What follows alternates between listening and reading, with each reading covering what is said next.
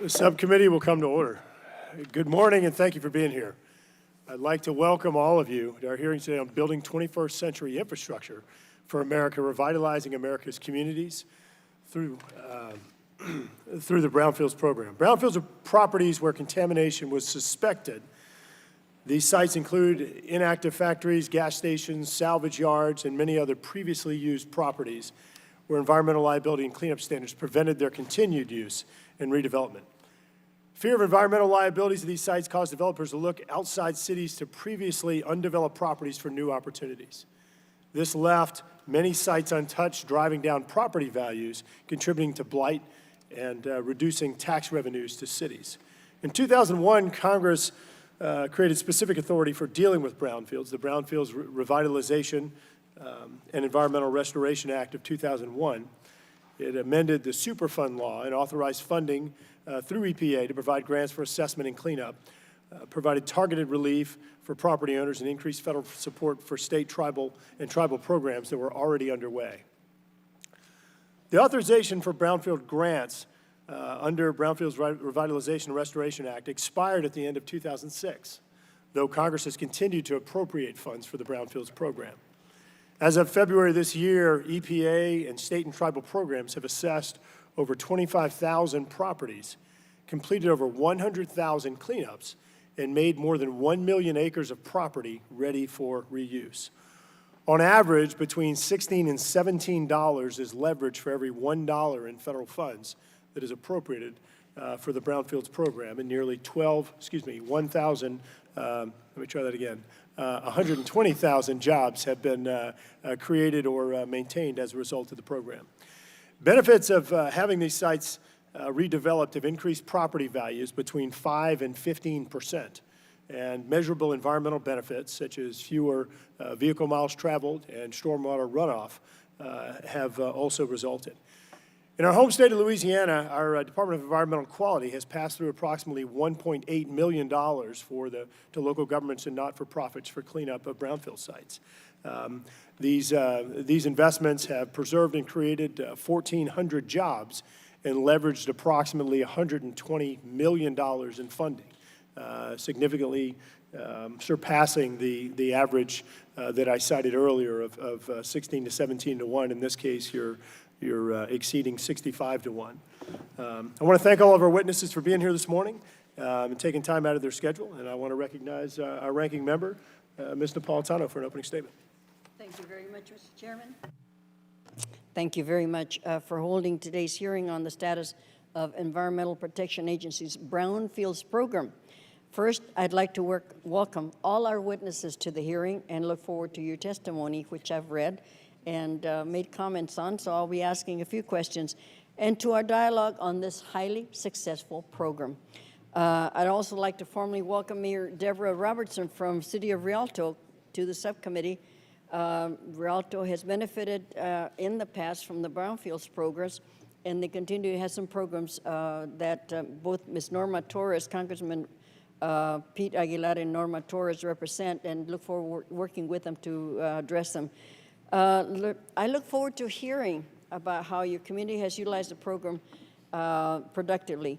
This is the second time this committee has turned to this subject in as many Congresses. Since we met last on this subject, the program has continued to operate as it has since its creation in 2000, efficiently and successfully. In fact, the data provided by EPA shows that since its inception, the Brownfield programs has leveraged more than 122,800 jobs and over $23.6 billion in cleanup and redevelopment funding. Nationwide, communities have assessed more than 26,400 properties, cleaned up more than 1,500 sites, and have made 66,800 acres ready for reuse. Back on the rolls. For every dollar of brownfield funding, more than 16 of other public and private dollars are leveraged, and more than 8 jobs are leveraged for every 1,000 of EPA brownfields expended. It is undeniable that this program is working as it should, and that communities across the nation are benefiting from the investment of the federal dollars in the program while effectively returning brownfields into income producers. I am troubled, however, by the recent press reports that the new administration plans to eliminate nearly 40 separate programs at EPA, including the Brownfields program. In fact, I, along with Ranking Member DeFazio, Vice Ranking Member Esty, as well as Ranking Members Pallone and Tonko from the Energy and Commerce Committee, sent a letter to the EPA Administrator on March the 10th, 2017, on this very subject, requesting answers. Mr. Chair, I'd like to ask for unanimous consent to enter this into the record. Without objection. In this letter, we sought the clarification as to whether or not the administration will support or eliminate this program. I'd like to know for the record that as of this date of this hearing, we have received no response. To me, the administration's reluctance to publicly support the Brownfield program is puzzling. By all accounts, this program has been extremely, very, very, very successful. Every witness that testifies on a hearing the last Congress spoke very supportive of the program. In fact, one witness called it right law for the right reason. However, this program's successes have been hindered by the lack of funds. By EPA's own estimates, over the past 5 years, funding deficiency have caused 1,676 viable proposals to go underfunded. These sites are not only sitting idle and unproductive, but we are missing out on the returning investment of these sites. In fact, at these proposals to receive funding, it is estimated those grants would have leveraged approximately 54,680 jobs and over $10.3 billion in public and private financing.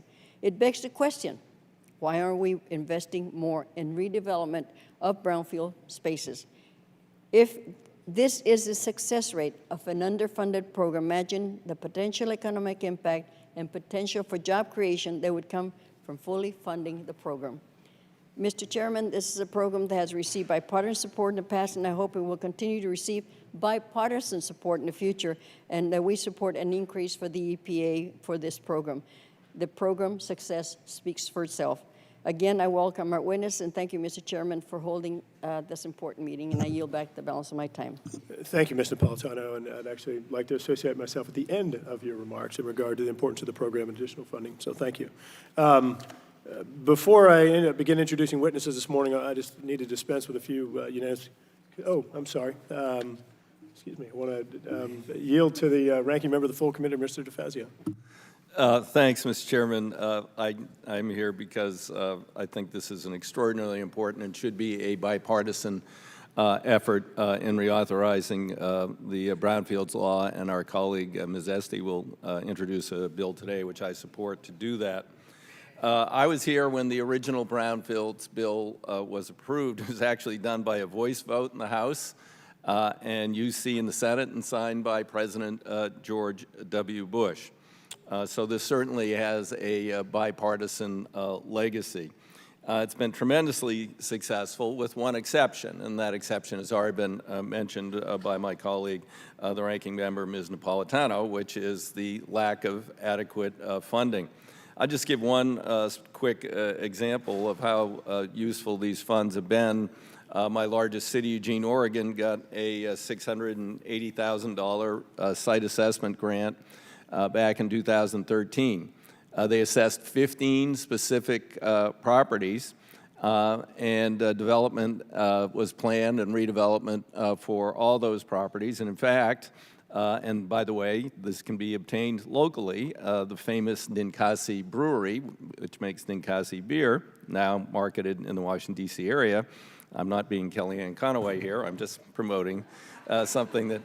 And they're on a former Eugene brownfield, and they've gone from 2 employees to 100.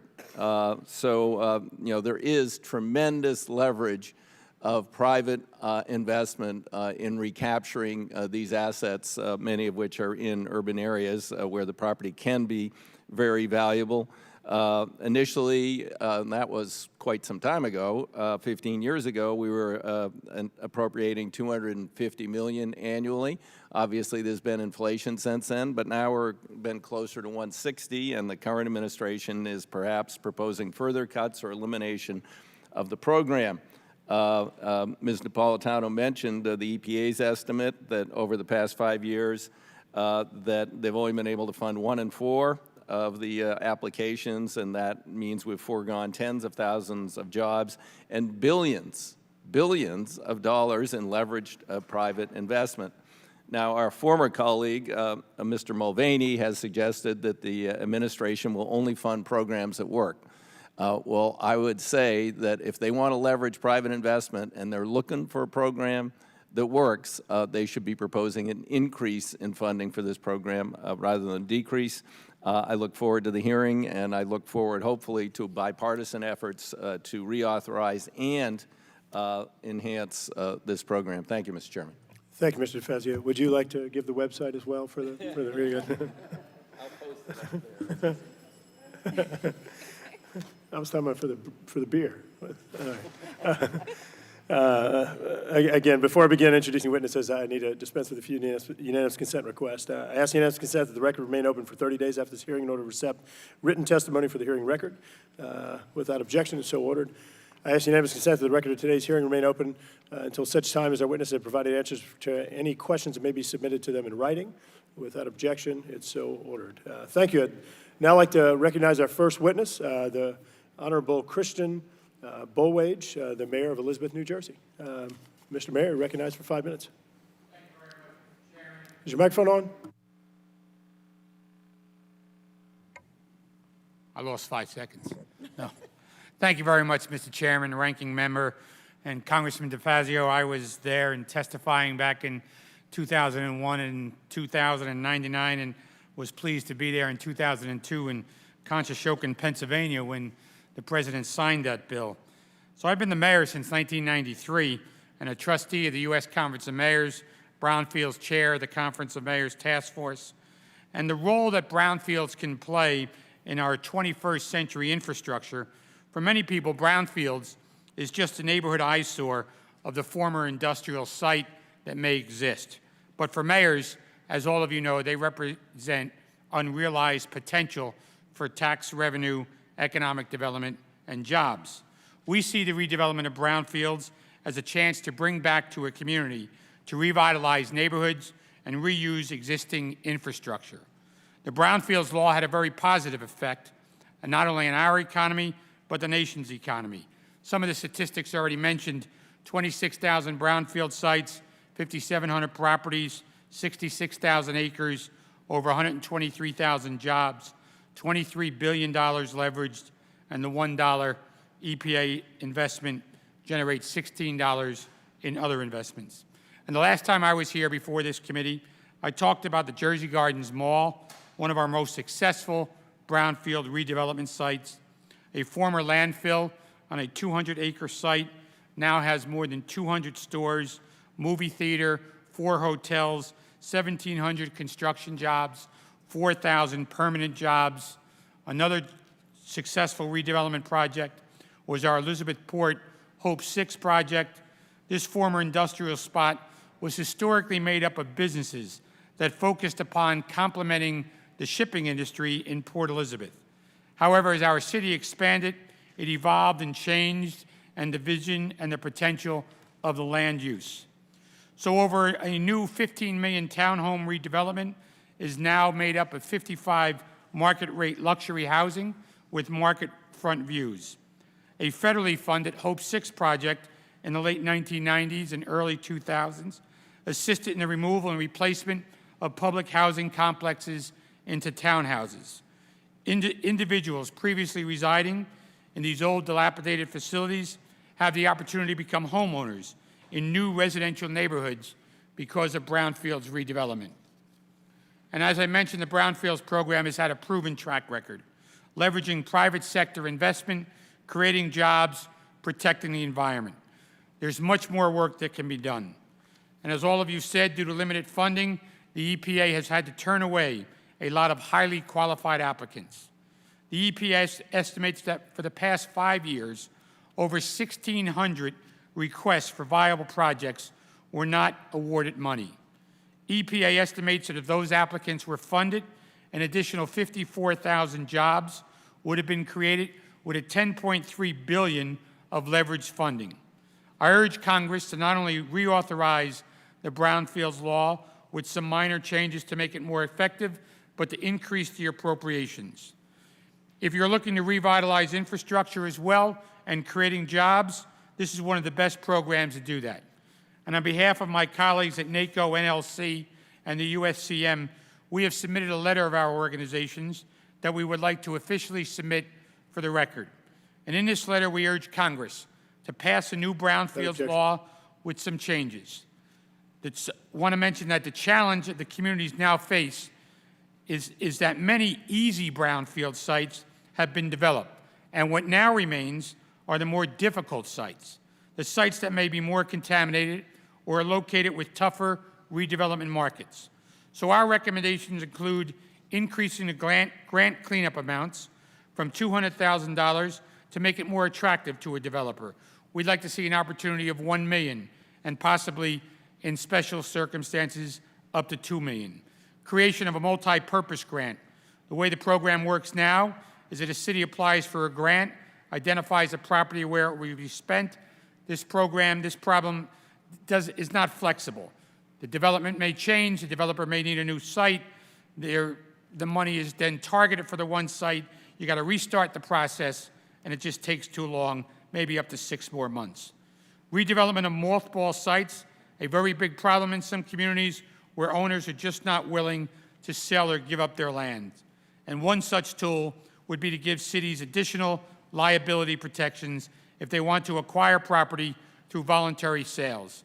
Some recommendations include allowing reasonable administrative costs, clarifying eligibility of publicly owned land and sites acquired before 2002, encouraging brownfield cleanups by Good Samaritans.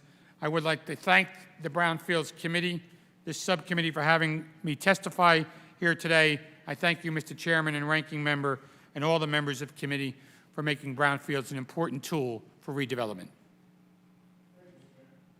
I appreciate your testimony. I want to turn to our second witness, the Honorable Deborah Robinson, the Mayor of Rialto, California. Mayor Robinson, recognized for 5 minutes. Thank you, Councilman Zone. Good morning, everyone. Good morning, Chairman Garrett Graves and Ranking Member Grace Napolitano, members of the subcommittee. Thank you for giving me the opportunity to testify and talk about how we can revitalize the American communities through the Brownfields program. It's a privilege and an honor for me to participate in this important hearing. I'm here today as the mayor of the city of Rialto, and I share strong support, my community support, for the U.S. Environmental Protection Brownfield Program. For those of you who are not familiar with Rialto, Rialto is in the eastern part of California, San Bernardino County, east of Los Angeles. We're a vibrant, ethnically diverse working class community of over 100,000. The interesting part about Rialto, though, is that we're only 4 miles wide and 8 miles long, and yet and still we have quite a bit of activity going on in our community. It's in the Inland Empire, and we are an environmental justice community. Like many older communities, we grew up along the railroads.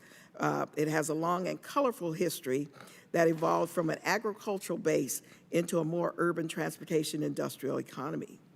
Rialto is home to a number of major distribution centers, including the Staples Center, which serves the entire west coast of the United States, Toys R Us, Under Armour, Niagara, Medline, Amazon, Target for the northern region of our city and also the western region.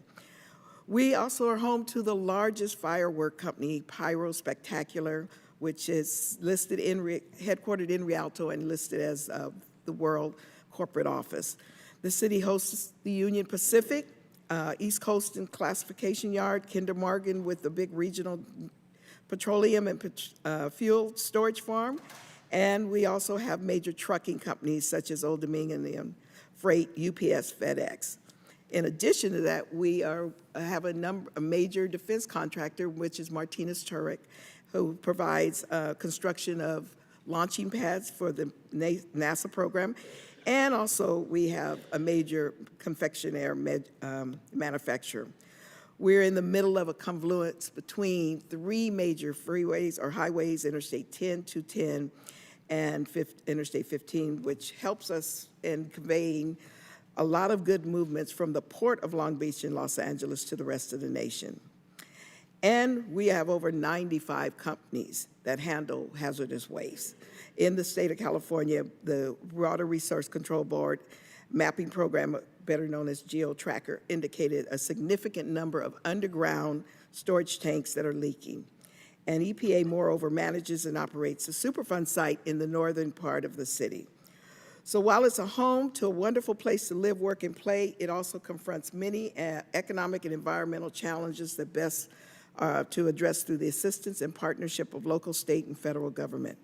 As an elected official and a public servant for more than 30 years, not just as a local elected, but also as an official for the Department of Transportation, better known as Caltrans, we view these programs as vital to assisting our community in cleanup, restoring, and reusing the environmentally compromised properties that list within our communities. The partnership is absolutely critical to the economic revitalization and job growth.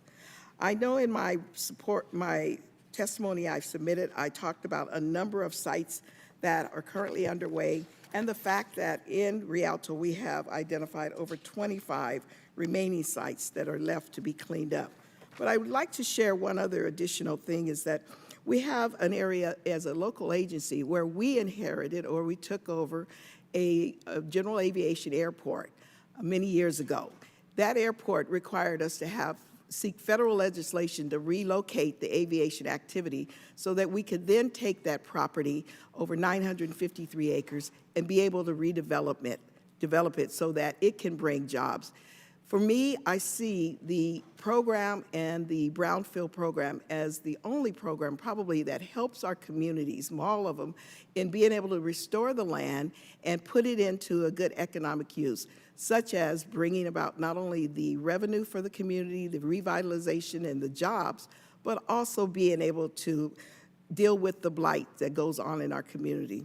I would encourage you, to really look at this program and support us, but also to, as my colleague says, to increase it because we have so many sites that still need to be addressed, and we'll never get ahead of the 8 ball if we're only identifying a few at a time.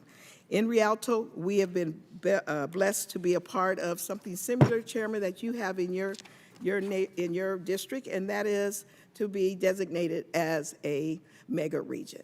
And so we're looking at how, similar to your trans center, we're looking at how do we take that and tie the nexus between brownfield cleanup and data analyticals, logistics, surveillance, and at the same time, innovation, things that will bring more jobs into the community of Rialto and in Southern California. Thank you. Thank you, Madam Mayor. Next, we have the Honorable Matt Zone, who is a council member from Cleveland, Ohio. Appreciate you being here. Councilmember Zone, recognized for 5 minutes. Thank you. Good morning, Mr. Chairman Graves and Ranking Member Napolitano and members of the subcommittee. I am Matt Zone. I'm a council member from Cleveland, Ohio, and president of the National League of Cities. I'm here today on behalf of the National League of Cities, which is the oldest and largest organization representing 19,000 cities and towns of all sizes across America. I appreciate this opportunity to share our perspective on the importance of the Environmental Protection Agency's Brownfield program and discuss how the program contributes to the revitalization of communities and boosts the local and national economy. Uh-oh, just lost our flag. Mr. Chairman, as an older industrial city, Cleveland has had a long manufacturing legacy. Today, that legacy has left us with many abandoned factories, vacant commercial spaces, and polluted industrial sites. These brownfield properties pose environmental and health risks, but redeveloping them has helped to bring new life to Cleveland and to create new opportunities for our residents.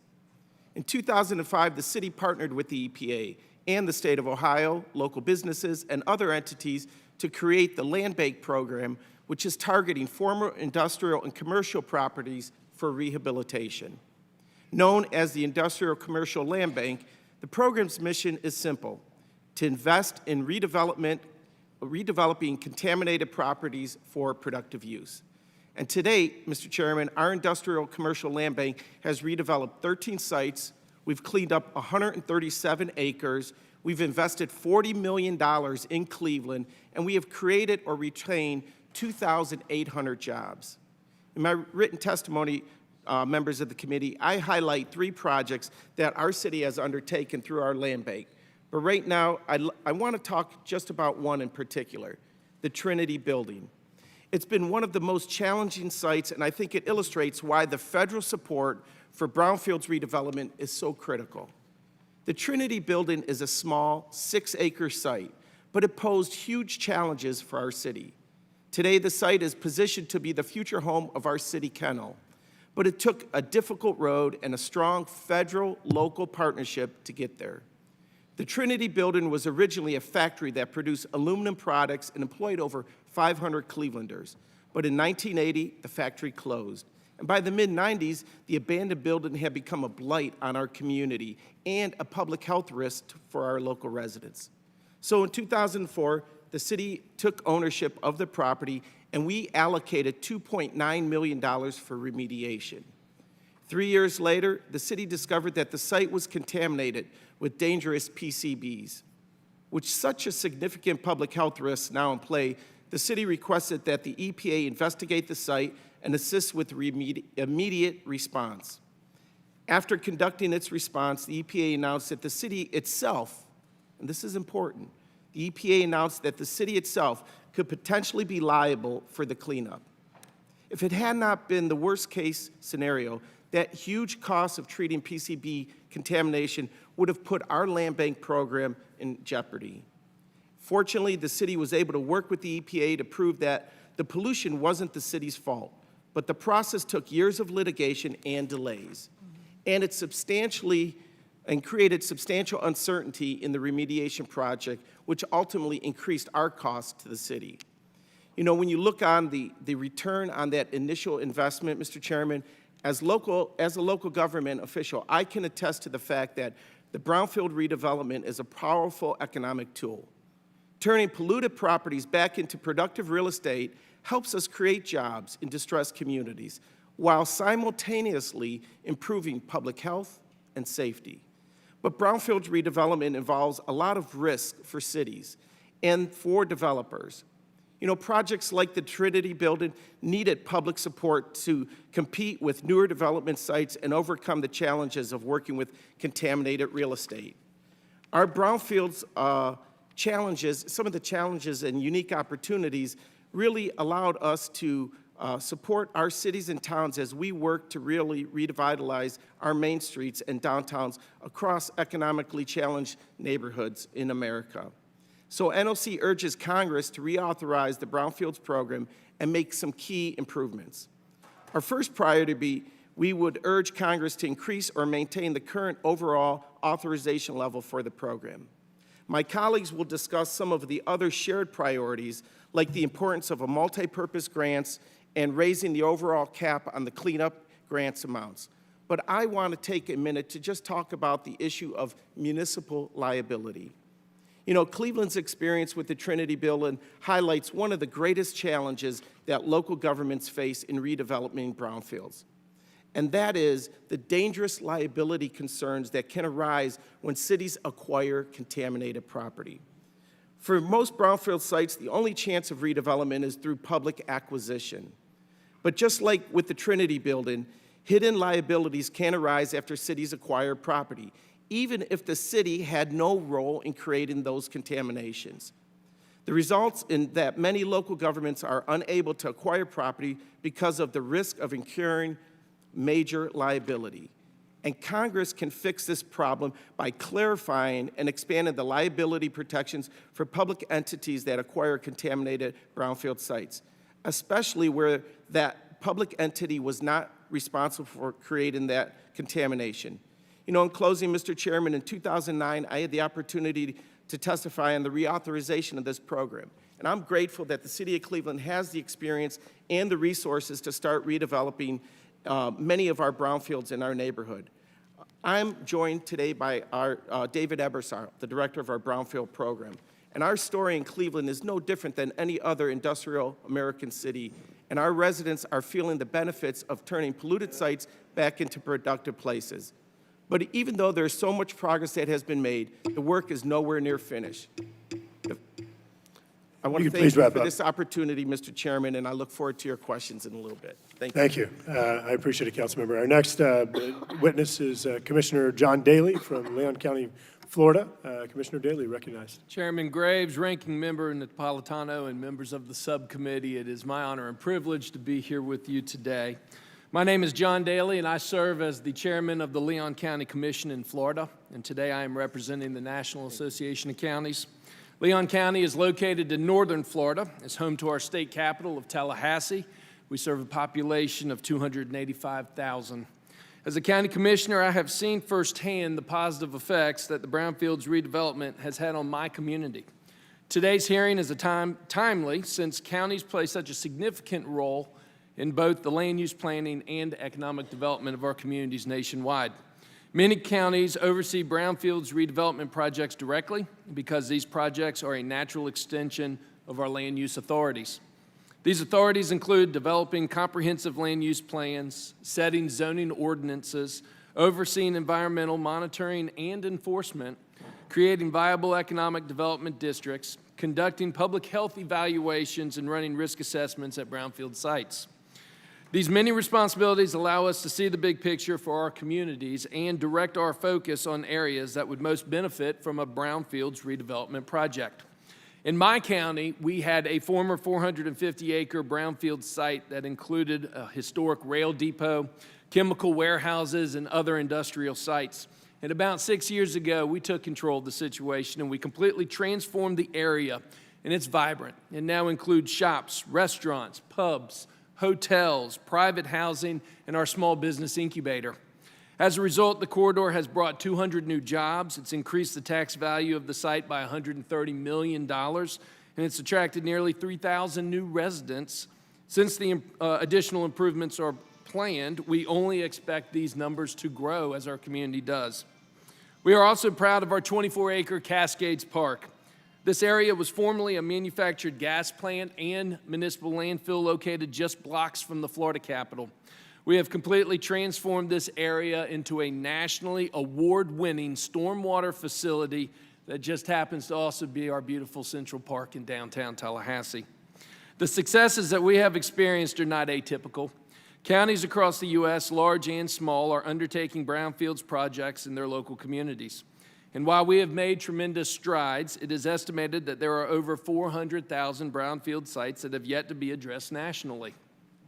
As you consider revisions to the federal brownfields policies, we have several recommendations to ensure that local governments can successfully clean up and develop the sites as part of our comprehensive plans. First, there is more need for funding. I will say it again. There is more need for funding availability for local governments.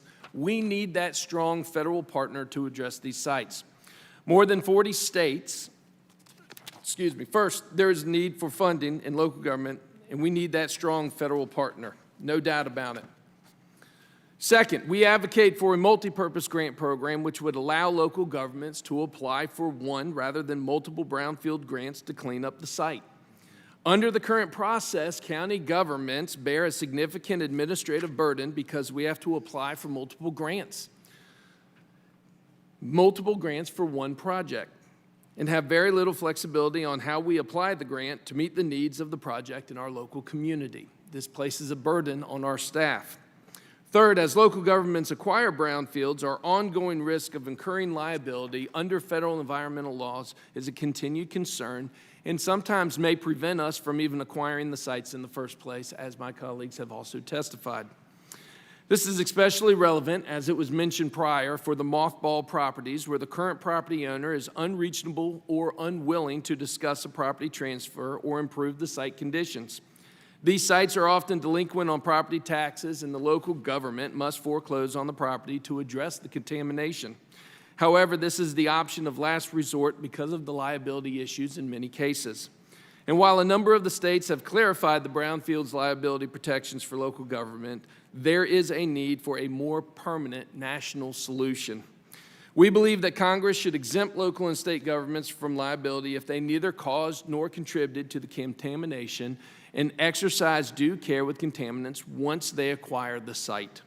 In conclusion, we look forward to working with the committee to address revisions to the federal brownfields program. Together, we can transform our communities and lay the groundwork for a new and better future. Thank you again for the opportunity to be able to testify today, Mr. Chairman and Ranking Member, on behalf of America's 3,069 counties.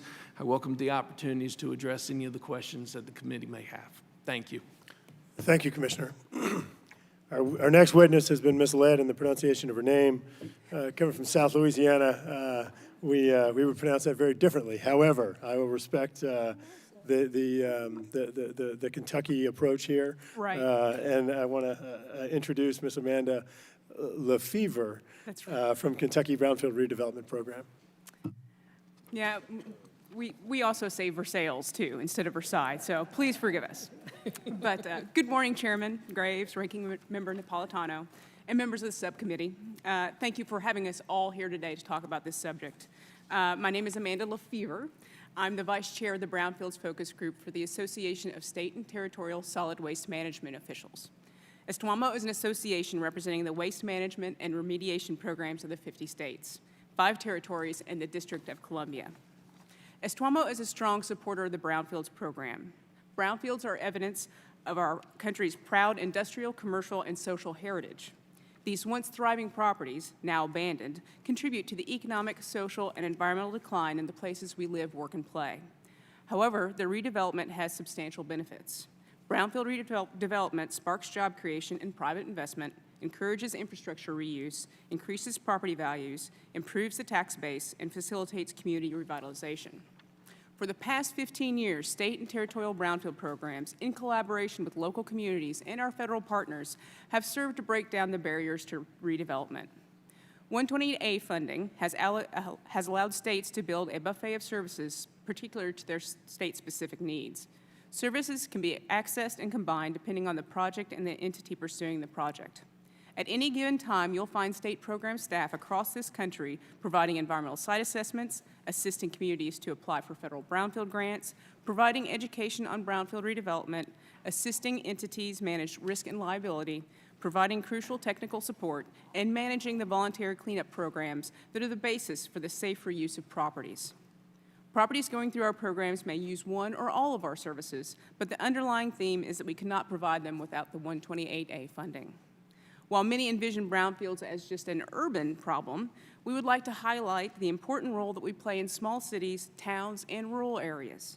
Due to limited resources, these smaller local governments can't afford to have an environmental professional or a grant writer on staff. They require a higher level of project assistance. In many cases, redevelopment in these towns would not happen without those 128A supported services. Since the beginning of the 128A program in fiscal year 2003, funding has been provided at just under the $50 million level, whereas the number of applicants has more than doubled. In the first year, 80 states, territories, and tribes received funding. By 2016, 164 entities requested funding, including 50 states, 4 territories, the District of Columbia, and 109 tribes, 8 of which were new. The awards in 2003 averaged $618,000. In 2016, they averaged $293,000.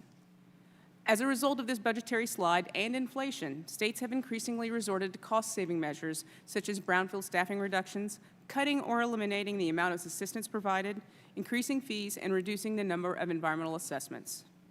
This especially impacts our rural partners as they frequently require more support services than some of our urban partners. We are at a critical juncture in our national history where expansion of our municipal boundaries, while attractive short-term, lead to increased infrastructure costs that we can ill afford. While rebuilding our infrastructure, we have the opportunity to revitalize the surrounding areas, which will help build a more robust economy. Brownfield redevelopment and economic development go hand in hand. Keep in mind that brownfield investment is a good one. The funding provided for brownfields redevelopment multiplies in our communities and attracts additional public and private investment. According to the studies indicated in my written testimony, $1 of a brownfield investment in Delaware generates a $17 return on the state's initial investment. In Wisconsin, that $1 leverages $27 in total funding and resources. In Oregon, a dollar equals about 15, according to a 2014 study. And in Michigan in 2016, if you spend $1 on brownfield redevelopment, you received about $34 in leveraged funds. And brownfields, of course, are the gift that keep on giving. Since 2015, Oklahoma has garnered over $10 million in new state and income tax taxes annually on remediated sites. A 2014 study of Oregon's program found that the 51 completed sites in their survey generated 4,300 permanent jobs. 60% of those were in the industrial sector. To summarize, SWAMO believes that a robust brownfield programs at all levels of government is essential to our nation's economic, social, and environmental health. The SWAMO position paper 128 Brownfields grant funding, which was provided with this testimony, gives additional information on SWAMO's support for the program. We thank you for this opportunity to offer testimony today, and I'll be happy to answer any of your questions. Thank you. Thank you, Ms. LaFair. And finally, for cleanup, our last witness is Mr. Jonathan Phillips with Anchor Funds. Mr. Phillips. Good morning, committee. I'm Jonathan Phillips, Managing Director of Anchor Funds out of Raleigh, North Carolina. Anchor Funds invests institutional capital and expertise in strategies that can currently help solve environmental or societal problems. We've acquired approximately 700 properties and spun out of Cherokee Investment Partners, which prior to the 2008 crash had been recognized as the world's largest and most active firm specializing in brownfield revitalization. And given what we know about the causes of the brownfield problem, the market forces that both inhibit and encourage remediation and redevelopment, existing programs, and the criteria that markets use to select particular sites for investment, we ask, how do we solve the overall problem? How do we move beyond the current situation where some of the sites are being remediated and redeveloped while literally hundreds of thousands of others continue to languish? A friend once told me that for every complex, difficult problem, there's usually a simple solution, and it's usually wrong. I think that's true for the brownfield issue generally. If there were one simple solution, we probably would have found it and enacted it long ago. On the one hand, the problem seems clear-cut. The costs associated with redeveloping a site must be outweighed when adjusted for risk by the potential economic reward from that transaction. Viewed on that level, the solution becomes one of reducing costs and risks or increasing potential income. On the other hand, the problem is much more complex. In 2005, 06, 09, and 15, I encouraged congressional committees to think about sites as being underwater or above water. A few brownfield sites may be already economically above water. That is to say, without incentives, the sites will still likely be revitalized soon. And the risks of unknowns may still drive some developers away, but the project's economically viable. The other sites, sort of in the middle band, are those that are marginally underwater. That's to say that with some coordinated efforts, focus, creativity, and modest economic push, the sites would likely be redeveloped within a reasonable period of time. And then there is the third category of sites in less attractive real estate markets and or those with more substantial contamination. Those sites may be substantially underwater and without significant help may never be cleaned up. Viewed on this level, the solution becomes more multifaceted. Policymakers need to increasingly understand that the problem of brownfields is nuanced and solutions must be nuanced and targeted as well. Some would prefer to focus attention on the geographical intersection of the most polluted sites and those with the lowest intrinsic real estate value, as these are the ones that most need help of the public sector for reclamation to occur. Other folks prefer to target sites that fall within the geographical intersection of those with most development potential and those that are most easily, cheaply, quickly revitalized. So, perhaps the answer is a combination of those two views. If we as a country really want to attack the brownfield issue on a nationwide basis, it's clear that we must create policies that will truly move the meter beyond well beyond assessment assistance and expensing provisions, though such programs have been and continue to be important. I believe it is on this front that the federal government can have the biggest impact. The challenge should not be to create a new program that helps better characterize brownfield sites or that tries to create a larger role for federal agencies. The federal government's challenge should be to look for bold, innovative ways to reduce barriers and create incentives to attract significant volumes of private capital and hire leaders who know how to do this. I've spent a good amount of time thinking about creative ideas related to this issue, and from both a policy perspective and also as an investor who could benefit from a good many programs that have been put in place over the years across different agencies. And the fruit of some of this thinking was the UBIT tax exemption for eligible nonprofits investing in qualified sites, an idea I personally developed in 2000 and one that was passed into federal law as part of the Jobs Act of 2004 with active bipartisan support. I understand members of this committee and also in the Senate have been working on a reauthorization of this legislation. This is just one example of the federal government's creative path to leveraging private capital to clean up and recycle America's lands. It is my basic assessment that the sites most plaguing this country are more often than not either those that would produce net losses for private investors or those with a risk-reward ratio that's significantly unattractive relative to traditional greenfield development. In either case, a problem stems from rational economic decisions based upon local forces of supply and demand. With strong public guidance, private forces can operate efficiently to produce revitalization in places where communities most need it, but where without such involvement, revitalization may not occur. Right now, the EPA has a unique opportunity to dig deep into the anatomy and, if I may borrow a phrase, the art of a private brownfield deal and understand and alleviate the obstacles that remain.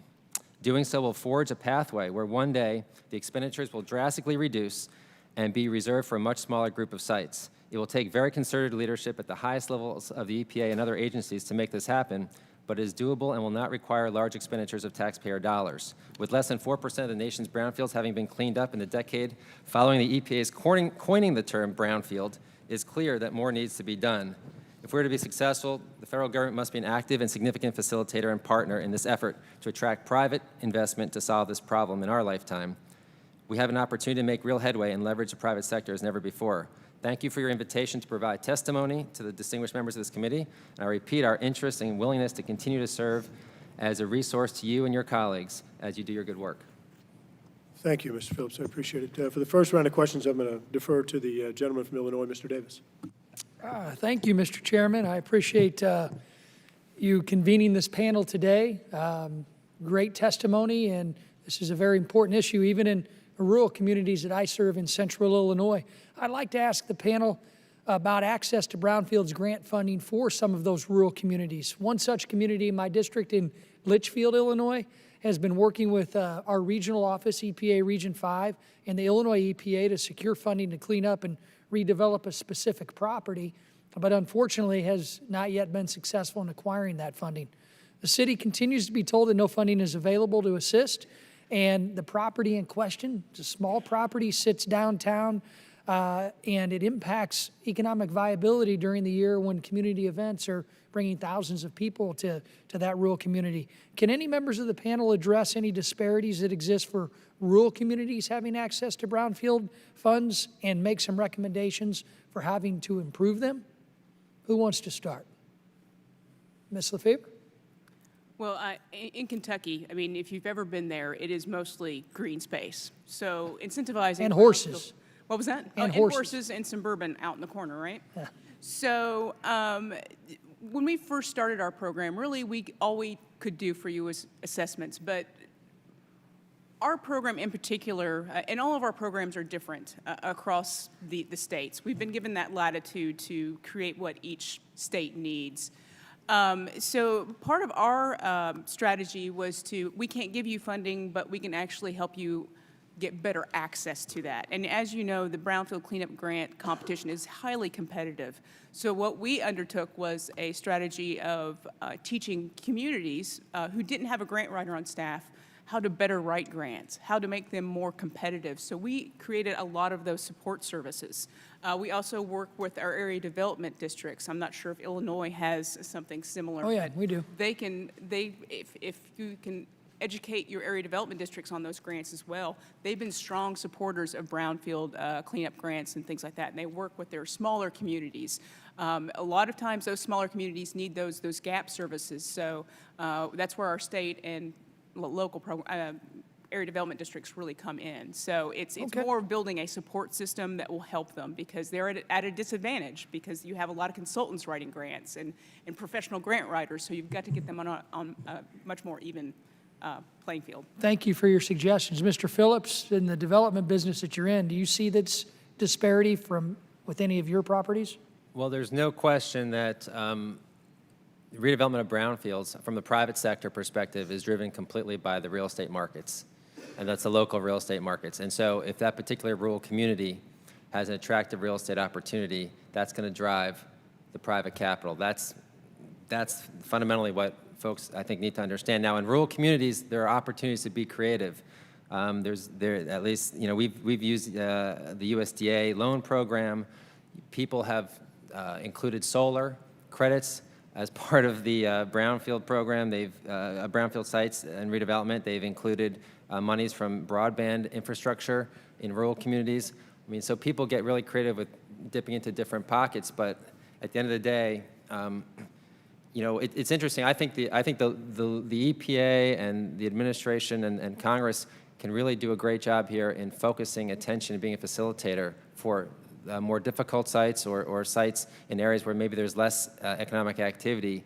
There was a site in Oklahoma called Tar Creek that we toured with Senator Inhofe at the time. He had asked us to come and look at a private buyout of residents who happened to be in that locality and who were concerned about contamination.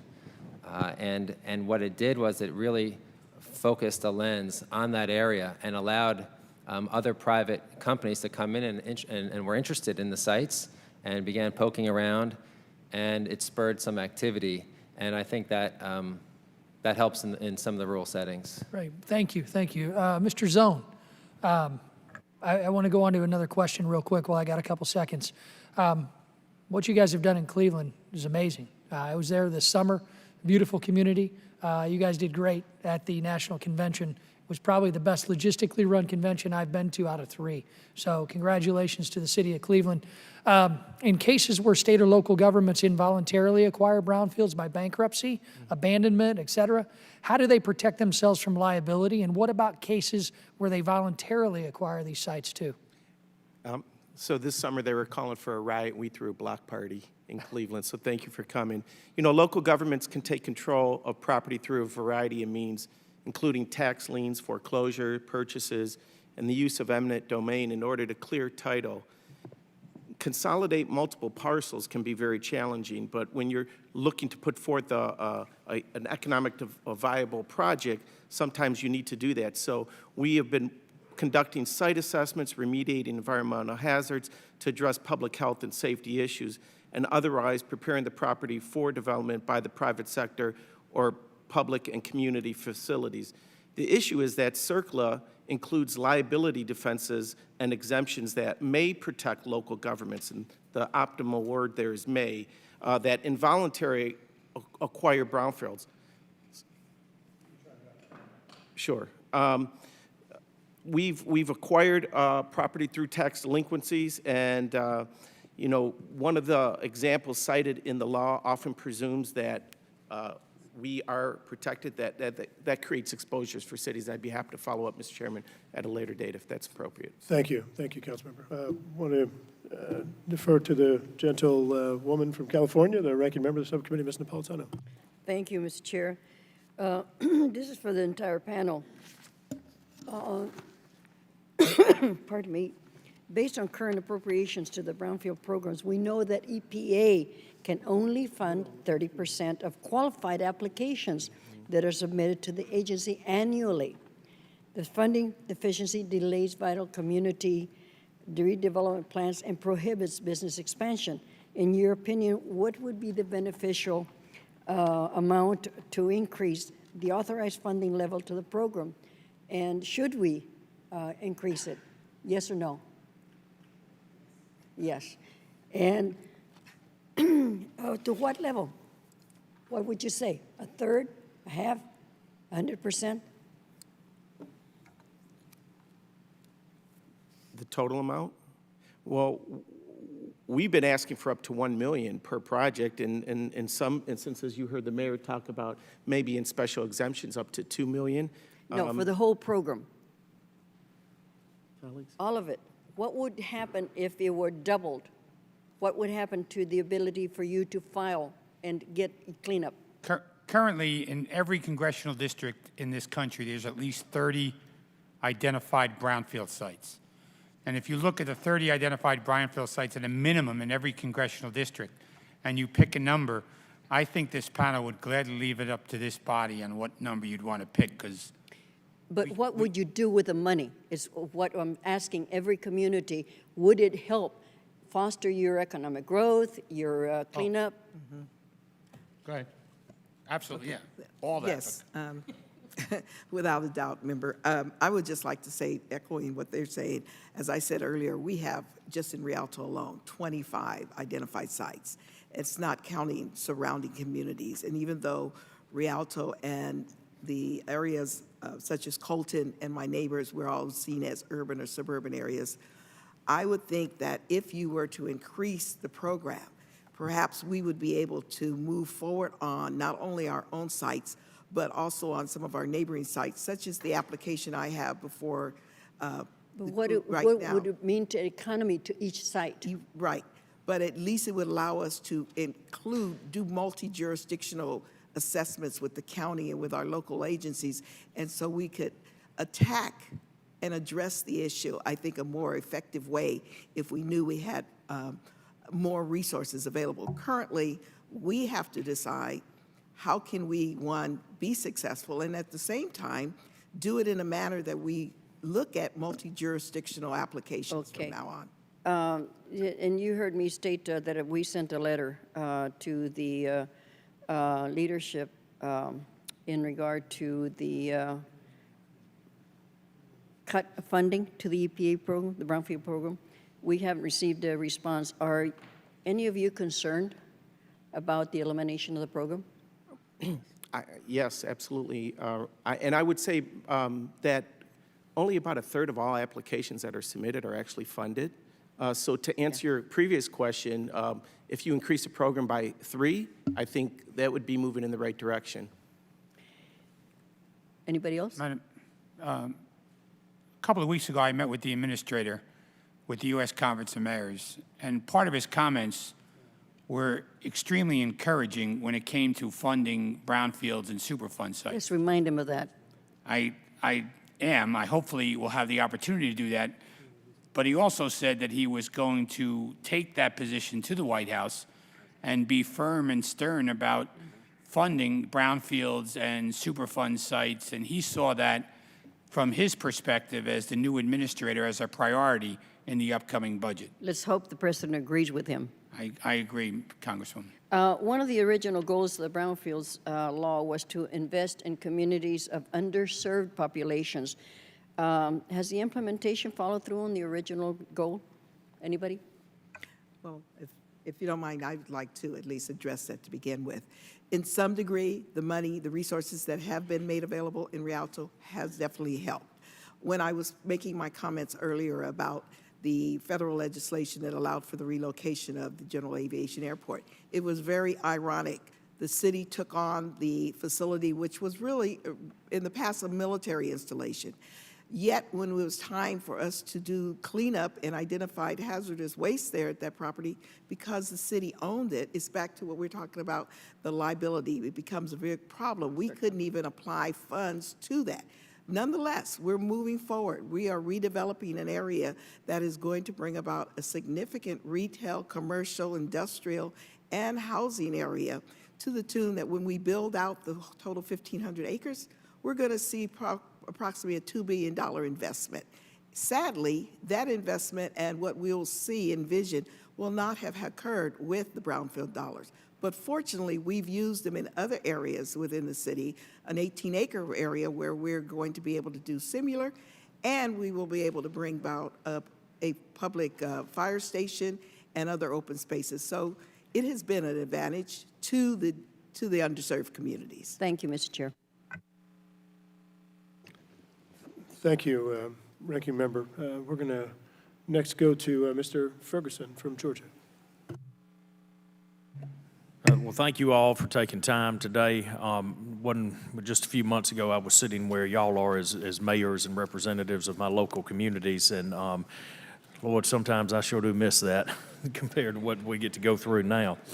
But I will say this: as a mayor, I have dealt with this issue before, and I was mayor of a community that really had to go through an important revitalization to begin to put itself back on track.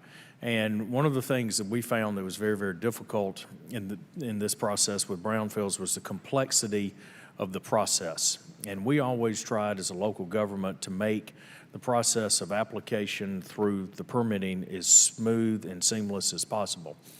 Could y'all address, two issues? First of all, how would you recommend, or what are your thoughts on streamlining the process, getting through the procedures? Because that is one of the things that developers would always come to us and say is that, hey, we understand there's a process here, but sometimes it is so complex and so complicated that the economic viability of the project is in jeopardy because of the longevity. And private dollars will follow the opportunity to make a profit, and if they get hung up in a swamp, so to speak, it really makes it more difficult. And the second thing is can y'all speak to, and Mr. Phillips, maybe you could address this, how much, even with brownfield grants, what's the economic viability gap on many of these projects, particularly in rural communities, and how would you address that? So we'll start with Mr. Daly, if you don't mind talking about how would you streamline the regulatory process? Congressman, that is a fantastic question. We appreciate it. What we tend to forget nationwide is that 70% of the counties have a population of 50,000 or less. We're small, we're rural, and so we deal with these issues day in and day out. In the state of Florida, let's remember we've got a population of over 2 million, half of which live in the unincorporated area. We deal with these issues every day. Counties are in charge of our comprehensive plan in many situations, so the brownfields is a piece of the puzzle. Getting back to the funding issue as well, when we are in these small communities, we do not have tremendously big staffs. My colleague testified to the fact, and this goes directly to the process, okay? My colleague testified to the fact that when we have smaller communities with smaller staff, there are staffing gaps that we need to address as well. But the fact of the matter is that when we're dealing specifically with the private industry on a particular piece, what if we are able to move forward with a public-private partnership, and then we turn around and say, I'm afraid that this process is going to take anywhere from 18 to 36 months. We're going to have to apply for several grants from beginning to end in order to accomplish our goals. A lot of times the private industry might not be interested in moving forward. On top of that, for us to be able to dedicate the staff, the answer is, number one, of course, more funding. And every opportunity that I have to speak, I will stress the need, and I think we all agree that the more funding that we could put into the program would be great, because it also levels the playing field for our smaller rural communities to be able to compete for these projects. Number two, more flexibility within the grants themselves. If you could be able to provide the trust into your local governments and work hand in hand between a federal partnership and a local partnership and with the states to be able to move forward with the private sector on these particular programs, that would be fantastic. First and foremost, funding. Secondly, flexibility. Mr. Daly, I'm gonna go to Mr. Phillips. We've only got about a minute here. If you could briefly touch on that economic viability gap question. Sure. I think the gap is really huge, honestly, for most of the sites that concern people. And the gap isn't just in fungible dollars as we think about it. The gap is in time, and it's particularly for an investment community. Your return on investment clock, your IRR is ticking, and every moment that you wait for the next step and for approvals and for processes, it just makes it much more difficult. Just to give you a feel, a couple of years ago, we did an assessment internally to see kind of how many sites are we looking at, how many sites come through that funnel and we actually invest in. And remember, this was the largest investor of brownfields in the world.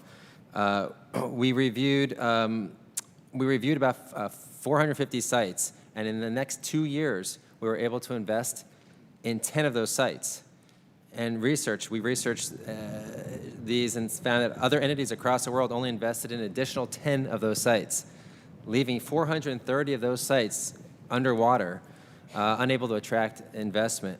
And this is despite the state and federal programs and incentives that existed at the time. And these were not rural sites mostly, I can assure you. So in terms of the gap, it's significant.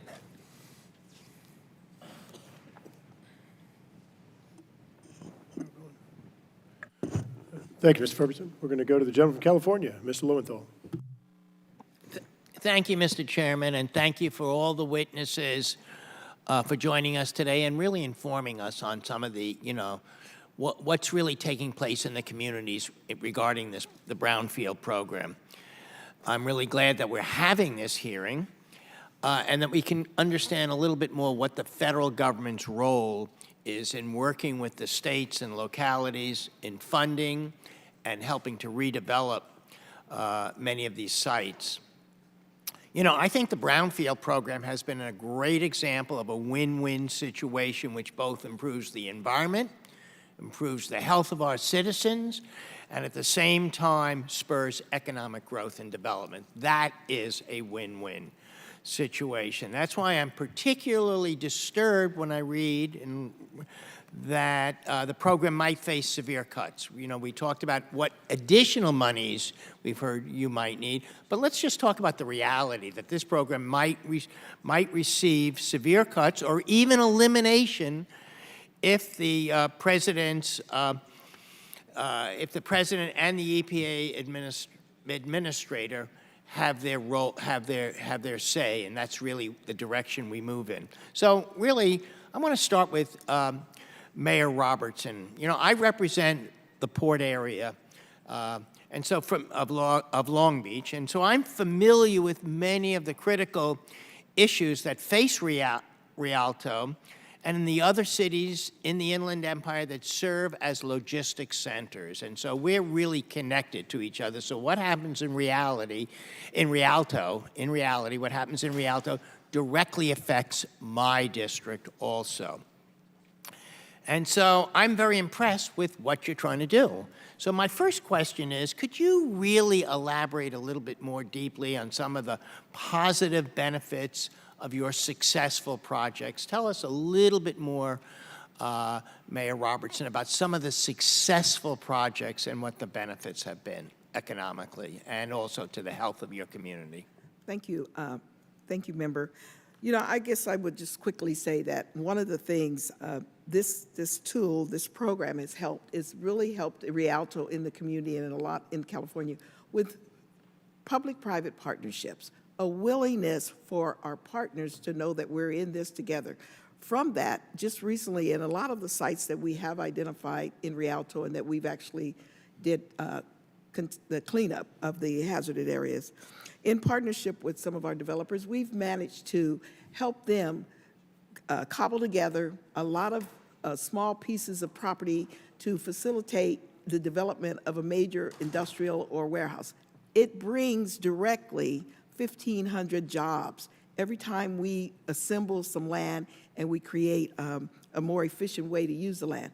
At the other side, the other thing that I need to speak to constantly, we seem to lose, and I know from your district, we've all dealt with health assessments and what's ongoing, not only from the mobile activity, the mobile source of what's in the air, the particulate matters, but we also have to recognize that because if we fail to address these areas, a lot of these brownfields are also fallow land, dry land, and the elements are still in the air, and then they are contributing factors to not only to the adults and the people in the area that are working, but they're contributing factors to a lot of our young adults who are now highly affected with asthma conditions. So it's imperative that we address it and we figure out how to address it.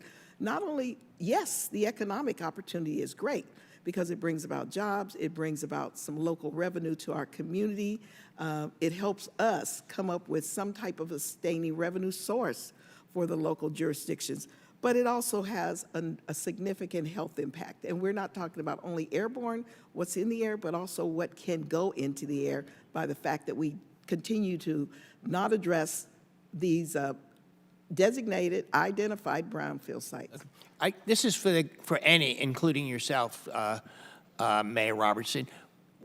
We're living in a time of really of uncertainty. We're not sure where the EPA is going, what funding will be available. I'm wondering, how does this uncertainty affect your planning process? Anybody? Are you feeling, where are you now hearing about these cuts and not really understanding whether this program will be cut, not cut? What is happening in the communities now about planning? Anybody want to jump? Well, I would just add, Congressman, I mean, the private sector wants predictability. You know, the public sector dollars is the yeast that raises the dough from the private sector. There's so much uncertainty right now that the private sector is, quite frankly, skittish. They want to know, if I'm going to invest in an area, is government going to be with me and supporting me? And there is a lot of uncertainty. Yes. Thank you, Mr. Chair, and I yield back. Thank you, Mr. Lowenthal. We're going to go to the gentleman from New York, Mr. Katko. Thank you, Mr. Chairman, and thank you all for your testimony today. Mr. Daley, I have to note at the outset that I'm absolutely shocked and stunned that you think more funding would be helpful. But I, quite frankly, happen to agree with you. From the industrial Northeast, and Syracuse has been ravaged by loss of industry. But with loss of industry also comes brownfields, because they not always the best stewards of the environment when they leave, and that's always a problem. So I happen to agree with you, and I'm proud to say I've partnered with my colleague on the other side of the aisle here, Ms. Esty, to present a reauthorization bill that we introduced today, and we hope to see Congress act on that bill because we truly believe it's a critically important program to revitalize areas. There's towns and cities all across my district. Auburn, New York, Wolcott, Fulton, Oswego, Syracuse, and others have all benefited from that program, and the differences have been absolutely remarkable. It's a critical aid to the redevelopment and use of blighted properties, and I really hope that we can continue robust funding of this. Now, my colleague, Mr. Ferguson, noted about the complexity of the process, and I want to dig in that a little bit deeper because that's something I'm very interested in. Assuming we can be successful, Ms. Esty, myself, and others, in getting this reauthorization, I want to know how we can make it better. It's clear to me from talking to businesses across my district that time and again, that over-regulation and the labyrinth of paperwork and regulatory structures is choking businesses just as much as the programs themselves sometimes. So if someone could just give me some examples, pick one thing. What's one thing we could do to really make this process less complex? And we could start with the mayor of Cleveland or the fellow from Cleveland because I want to go to the Rock and Roll Hall of Fame, and you're making me think of it. So we'll start with you. I'd love to give you a behind-the-scenes tour. Be careful about that because I'll take you up on it. I'm going to give you my card at the end of there. If I had to give one thing, we've reviewed the summary of your bill, and thank you for putting that forward. We would hope that the Brownfield reauthorization could include liability protections for local governments that take ownership of properties through both voluntary and involuntary means. The example that I cited about the Trinity building, what once was a public safety hazard, we came in there to remediate the public safety hazard. Now we were left with an environmental hazard on our hands. So really holding governments harmless who weren't the original polluter would be the one thing I'd encourage you to include in your bill. Thank you. It's funny you say that. I was just thinking of a property in Syracuse where they were a scrapyard and right adjacent to Onondaga Lake, and they basically just went out of business, up and left, and just basically left the keys on the table for the county to mop up. And that's the type of things I'm concerned with. We need to do a better job with that. So your point is well taken. Anyone else want to chime in? Mr. Baldridge? Yeah, Congressman, Section 3 of your bill, where it talks about multi-purpose cleanup grants, would be extremely important in streamlining the process because it affords a flexibility opportunity for not only the developers but the municipality as well. Thank you. Anyone else? Mr. Phillips? On the issue I feel like I'm in a game show. Whoever presses a button first, I call on. So this is fun. on the issue of complexity, I would just note that it tells you something when cities that are active in brownfield redevelopment are the ones that have to hire a brownfield coordinator as a full-time position in the city or the county. I mean, think about that for a moment.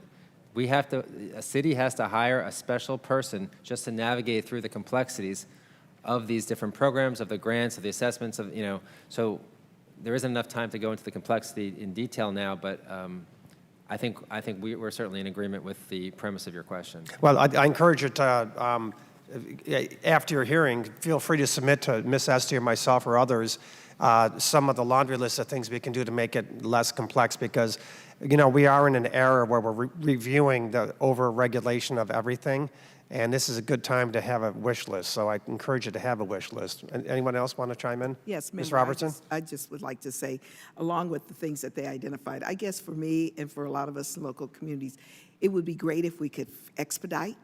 Sometimes the time alone, just to know if, in fact, you are going to be successful in a competitive process. We already know that there's way more projects than there's money available, but then you have to still wait. So if we had some way of knowing a preliminary of where we're going to get the nod, yes, clearly goes without saying. Everybody says we need more money. But the other thing I would say to it is, it's created a kind of an industry niche in Rialto because we have 95 companies that specialize in hazardous waste cleanup. So I don't know. It spurs growth, it spurs jobs, and it gives us an opportunity to have that qualified staff and consultants available and on board. Thank you very much. And I know my time is up, but I encourage all of you to please submit some papers on this because they are very helpful, and we will look at them. And we are committed to trying to streamline the process. We understand very well how regulations that are sometimes well-intended can end up, as a whole, really choking the process to the point where it's not worth it. And that defeats the purpose, and we don't want that to happen here. And rest assured, Ms. Esty, myself, and others, we are robust supporters of this program, and we'll work hard to keep it. Thank you very much, and I yield back, Mr. Chairman.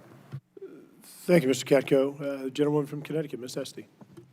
Thank you, Chairman Graves and Ranking Member Napolitano, for convening this hearing today on an incredibly important topic. And if you may have gathered, rare in this place these days, one of bipartisan support, because we know, as you indicated, Mr. Bolwage, this is across every single congressional district in America. The low estimate is 400,000, the high estimate is 600,000 sites. They are gas stations in our rural communities at crossroads. They are large industrial sites like the brass centers in Waterbury, Connecticut that I represent. And these are all opportunities as well as obligations for us to do better. So I wanted to lay out a few things, a bit about the bill that Mr. Katko and I are introducing today, get your response, but also to have you think about, while I'm doing that, about some of the themes that I heard from you. The importance of predictability. The importance of de-risking. You didn't use that language, but de-risking is critically important for liability. The assessment grants are about de-risking so that people like Mr. Phillips know what they're getting into. And the importance of saving time, which translates to money. And so if we're going to leverage those private resources, we have to find ways to get determinations. As Mayor Robertson noted, yes or no, let us know so we can move forward. And we're all committed to doing that. We've got what we think, in part, due to many of you and your organizations helped us craft this bill over some considerable period of time, but it certainly can be improved, and we look forward to continuing to work with you and our colleagues across the aisle to get the right bill that can make it through both houses and get signed by the president and get out there making a difference in our communities. So I wanted to talk a little bit about those provisions and lay them out. One, it creates multi-purpose grants. This is something I was just in New Britain, Connecticut. We don't really have those, so we have right now, our state is doing this. In Connecticut is one of the states doing it, but clearly we heard from everybody this crosses across jurisdiction. We need more flexibility. To go to the point, Commissioner Daley, I think you mentioned the point of flexibility. We need flexibility. So that's going to allow characterization, assessment, inventory, planning, remediation with greater certainty over funding streams, and can flow into the area-wide planning revitalization, which I know especially, again, can be important when you've got properties that cross boundaries. It also clarifies and expands eligibility. We've discussed this at considerable length. If we're going to have public-private partnerships, there's not enough money in the Treasury to clean up every one of these properties so it can be eaten, the dirt can be eaten with a spoon. That is not the objective. The objective is to try to get them back into play to make sense to deal with Category 1. Mr. Phillips, of the worst contaminated sites, there are public health hazards, clean those up.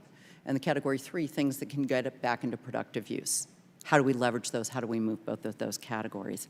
To encourage those partnerships, our bill expands eligibility for Brownfields grants to certain nonprofits that have been excluded, limited liability corporations, limited partnerships, and community development entities. And I can tell you, Waterbury, Connecticut, where I do a lot of work, this has been a huge stumbling block for them. They have a redevelopment authority. It's not actually the city that wound up with the keys, as Mr. Katko noted. They wind up with the keys, and the entity that is empowered to do it actually isn't eligible for these grants. Well, that's clearly wrong, and with your help, hopefully we'll fix it. It also expands to include governments that acquired the brownfield sites prior to 2002. And we know those legacy sites, how could you possibly have complied with the post-2002 rules? pre-2002. Unless you were clairvoyant, you were not able to do that. And third, the bill eliminates eligibility barriers for petroleum brownfield sites. We know that in certain communities that has been a huge issue. I've got 1-2 blocks from my house, which we're still waiting to get fixed. We've talked a little bit about expanded liability. Commissioner Daley, maybe you can talk a little bit about the multipurpose grants and what a difference that might make if we could expand, as our bill does, to do that. Sure. Again, I'm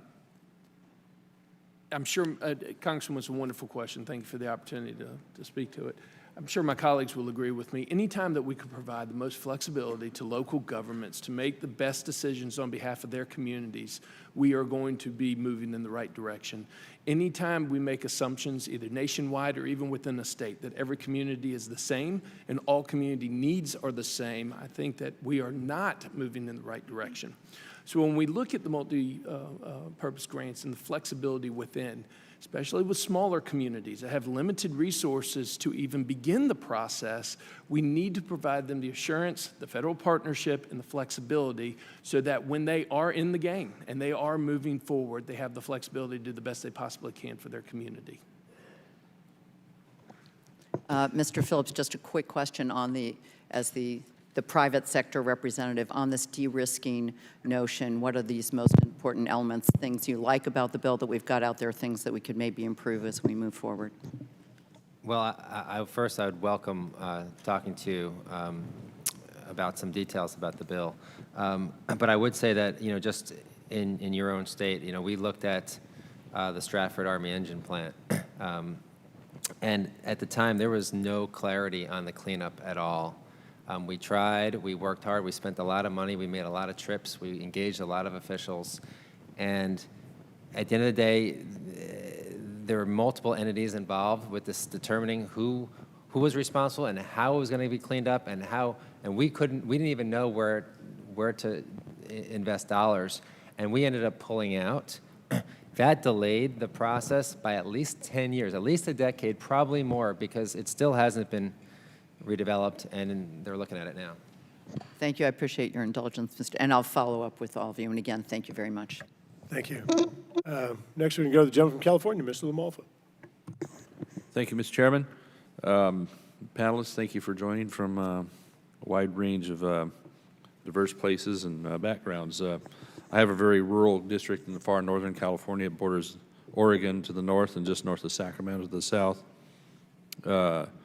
The largest cities, a couple of them are around 100,000, and many of them are at 1,000 or less. So we have issues as well with brownfields that over the years with industrial use, et cetera. So, but let me give you an example real quick. There's one city in my district called Yreka, different from Eureka on the California flag. Yreka is right near the top, near the Oregon border.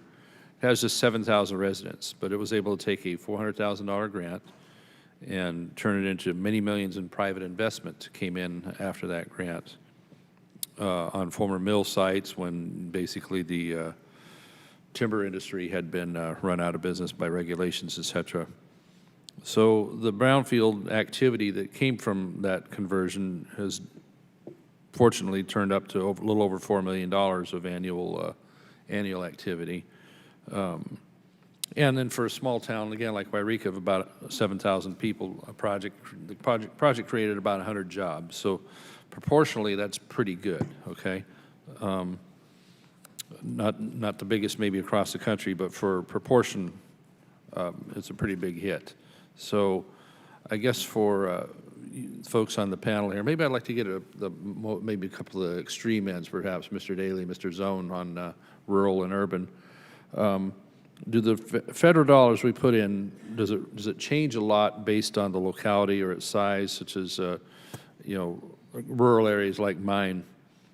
Does it require a bigger emphasis on the administrative side, the staff side, proportionally, but at less cost? Do urban areas have more cost, but are they able to spread that over a wider range of staff or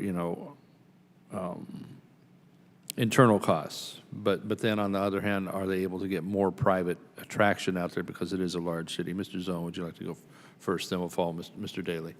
Thank you, Congressman. I would answer your question with a question and then just add some commentary. I mean, if local government doesn't perform the cleanup, who will? And, you know, in our city, we've cleaned up 13 sites. It totaled about 137 acres and invested over $40 million in our city, which has created nearly 3,000 jobs. We are fortunate. There's our Brownfields administrator. We have a full-time person. He's now also doing double duty. He's acting as our interim economic development director. But we're fortunate and blessed in that respect that we are an older urban legacy city that built America. I mean, John D. Rockefeller got his start, Standard Oil, in Cleveland, Ohio, and built America. And now we're left with these old legacy sites, and we're fortunate to have somebody like David. But on the administrative, it's very, very heavy. Okay, thank you. Congressman, wonderful question. Remember that a lot of times your county is going to be responsible for the overall vision of the community, which is your comprehensive plan, your economic development vision. A lot of times in many of our communities, it's the county health department, which is the first line of defense for your health issues.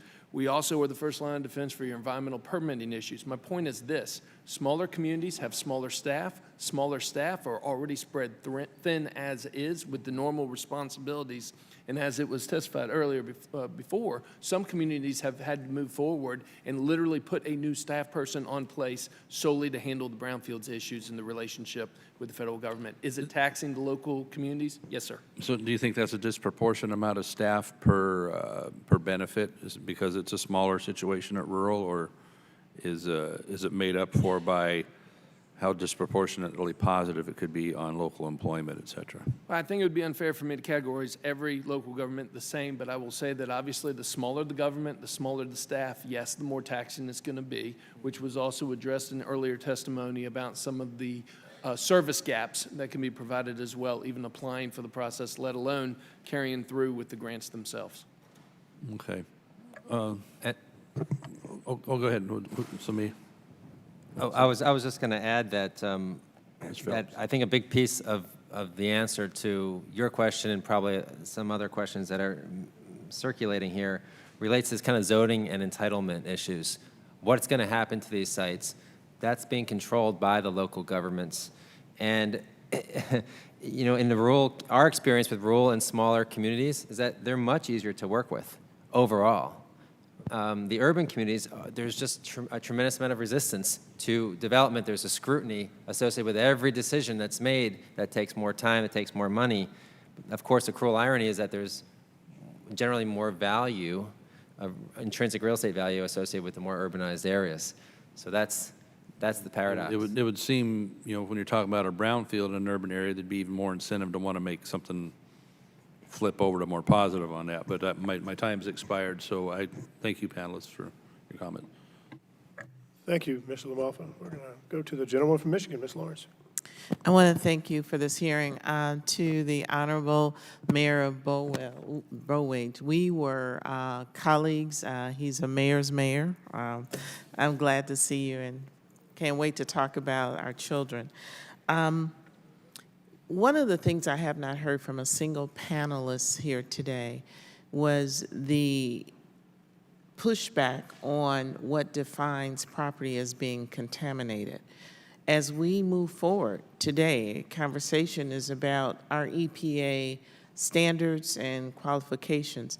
Mayor Robinson, you brought up asthma, which we know is directly tied to air quality and contaminants.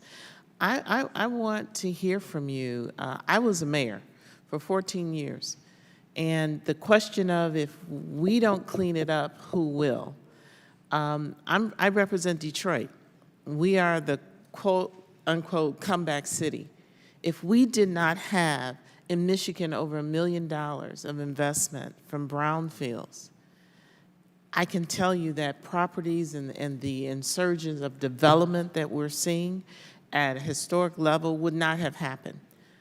But it happened not only for development purposes, I get that, because as a mayor, I didn't want a site sitting there vacant and, you know, undevelopable. but also it gave me that sense of responsibility that I must redevelop with responsibility for health, quality, respect of the earth. So if you're bold enough, I would like to ask that question. And Mr. Phillips, you're the private guy. And so I know you look at the dollars and cents, but you know, I had former gas stations that closed down. I had dump sites that are sitting there and home buildings in Detroit that were almost a decade old. I mean, I'm a century old. And you know the quality of the material and asbestos and everything that's in the building. So would you please talk to me about that? Take a deep breath. With regard to the question of how to define contamination, well, for us, our opportunity is to invest in places where we're wanted and invest in places where we think we're solving a problem. And so, in some ways, we use the word brownfield a little bit differently than the EPA has defined it. Okay. For us, we view brownfield as anything either that, whether it's there's a perceived environmental issue from a historic use, or it's, as people would refer to it, either in the state or federal sense of a CERCLA or a Superfund. If it's a heavily contaminated site or a petroleum site, we view any environmentally distressed site or potentially environmentally distressed site as a brownfield, and we think that those are opportunities. And so if we're solving a problem for a community, then that means that that's sort of how we define what we. Mayor Bowage, please comment on this for me, please. Yeah, we as mayors, as you know, Mayor, Congresswoman, we define brownfield sites as any site that's basically been laid fallow for a number of years and unable to generate any tax revenue to our community. There are some that are contaminated, and there are some that are just not marketable, maybe because of location or zoning or other issues, but that's within the town's ability to correct if that was the case. The brownfield sites with some type of minimal contamination will need an assessment grant, will need some type of follow-up in order to make it marketable for a developer. Mayor Robinson. Yes, I was sitting here thinking about the same thing as well. Sometimes it's very complicated because the land lays fallow, but then we also have an absentee landlord, a person who is not interested in moving forward, trying to improve that property. So we have to spend a lot of energy, resources to try and either bring that property owner forward to work with us, figure out a way that we can mutually do something, because in the case of our city, Rialto, which is over 100 years old, a lot of land was bought by others and they've moved away. Now they're sitting back and waiting. They're waiting for the value to go up. And they're waiting on it, and they're not in the environment. They're Quickly, somewhere. I missed. Sorry. Mr. Zorn. Yeah. Zone, I'm sorry. Congress lady, in your hometown, I mean, it took skillful coordination between the federal, state, and local governments to clean up and make Detroit the comeback community it is. It's not only an economic issue, it's an environmental issue. And look at all those young people in your city who are suffering some ill health effects as a result of that. Yes. Thank you. I just want to make this statement before I close. Michigan, for every dollar invested, over $35 was generated in economic development. The brownfields work. I know that my city that I represent would not be the comeback city and have the ability to grow and enhance the overall economic GPA of this country without it. So thank you so much. Thank you, Ms. Lawrence. I'm going to recognize myself for 5 minutes. I'm going to take a little bit of liberty here and with my good friend, the ranking member. I think that we all agree that some objectives like environmental restoration and cleanup are important, that economic development and returning properties to commerce are important, that local revenues and economic activity are important, and I think we agree on that. I think that the more we can do to eliminate blight is an objective that we share. Obviously, ensuring that we have an efficient program and removing bureaucratic hurdles, I think, is important to both of us, and I think that we both support additional funding for this program. And moving forward, I look forward to working with you to focus on those objectives and a number of others. But I still think we're hearing a few things that I'd like to understand a little bit better. Mayor Bolwich, could you talk a little bit about some of your experiences in dealing with brownfield sites prior to the 2001 Act?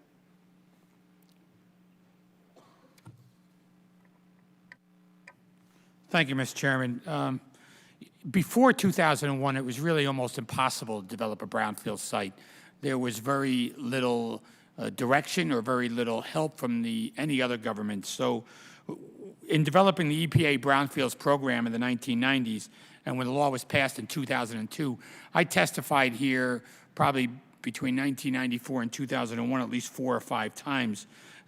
In order to get one done, the developer had to take a lot of risk, and I think Jonathan could probably speak to some of that risk, but it was mostly based on the risk of the developer. And those deals were really rare for a lot of communities.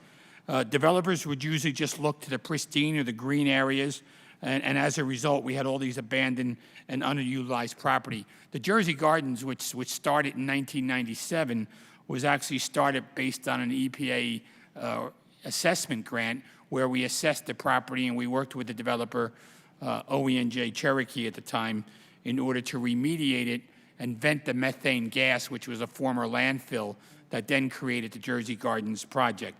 But the developer took a risk, and the quick story is they couldn't get heavy equipment in there, so when the developers came to see me in 1993, they said, Mayor, we can get heavy equipment in there and remediate this 200-acre landfill if you'll build a road. Now, the road cost the city taxpayers $10 million to build to get the heavy equipment in there. So I could see my reelection campaign where the opposition would say, Mayor builds $10 million road to dump and nothing gets done. So there was a lot of risk involved, both a trust factor of the developer and the city to build that road and then remediate the landfill in order to create what is now a 2 million square foot mall with 4 hotels and a movie theater and 4,000 permanent jobs. Thank you, Mr. Chairman. Thank you, Mayor. I'm going to start a new trend. Ms. LaFair. Look, the French influence in South Louisiana, people at home are going to be looking at me like, what is that guy saying? If I pronounce it the other way, sorry. Can you talk, two questions for you. Number one, just very quickly, roughly the percentage of properties that you deal with that are in rural versus urban areas, brownfields specifically? I would say probably 25% urban and 75% rural. Wow. Yeah. One other question. It seems like in reading some of your testimony, some of the specific approaches that you've taken in Kentucky to remediate brownfields, to return those properties to commerce, seem to be unique and not necessarily federal-centric approaches. Do you care to comment about some specific approaches that you've taken that you think perhaps more state-based leadership that have been successful? Yeah, like I said, being a mostly rural state, we know that the same person who's your mayor might be your wastewater operator, might be your brownfield redeveloper. So we built a very service-friendly program with our state. We spend a lot of time holding hands, learning what our folks need, whether that be visioning workshops, educational workshops and things like that. Those are the things you don't necessarily see in our reports to EPA. Those aren't, but we do a lot of that hand-holding work and that support work. We actually sort of work as a multi-purpose grant from the first place. So them saying multi-purpose grants, that's a great idea for cities too, because that gives you that flexibility. And we've developed over time from nonprofits to for-profit and from assessment to cleanup, different things for different people. I just want to emphasize when you talk about liability, one of our most successful parts of our program now is our risk management program. and clarifying that risk. We basically have letters, a program that mirrors federal bona fide prospective purchaser, and you get a letter saying that you're not liable for that contamination, and that has really spurred brownfield redevelopment and movement in those areas. So over time, we have just sort of paid attention to what our folks need, and states need to do that. Thank you. All right, next is the gentlewoman from Illinois, Ms. Bustos. Thank you, Mr. Chairman, and thanks to all of our panelists. Appreciate you guys being here. My congressional district is in the northwestern part of the state of Illinois. And like everybody that I've heard since I've been here anyway, they've all spoken about the importance of the Brownfield program. We're the world headquarters for John Deere in the town where I live called Moline. And literally, had it not been for the Brownfield program, what is now a beautiful Mississippi Riverfront Civic Center, which had been an old closed-down factory, never would have happened. And literally, I live right along the Mississippi River, so when I walk down along our bike path and head to our downtown area, I mean, it is just virtually all a result of what's happened with the Brownfield program. So I think we've all seen the value of that. What I'd like to start out with is a question for Commissioner Daley. You mentioned the role of Brownfields in creating jobs. Part of the Brownfields program is a job training grant program. In your experience, are environmental technicians in high demand in areas with brownfield projects? If you could address that, please. One more time.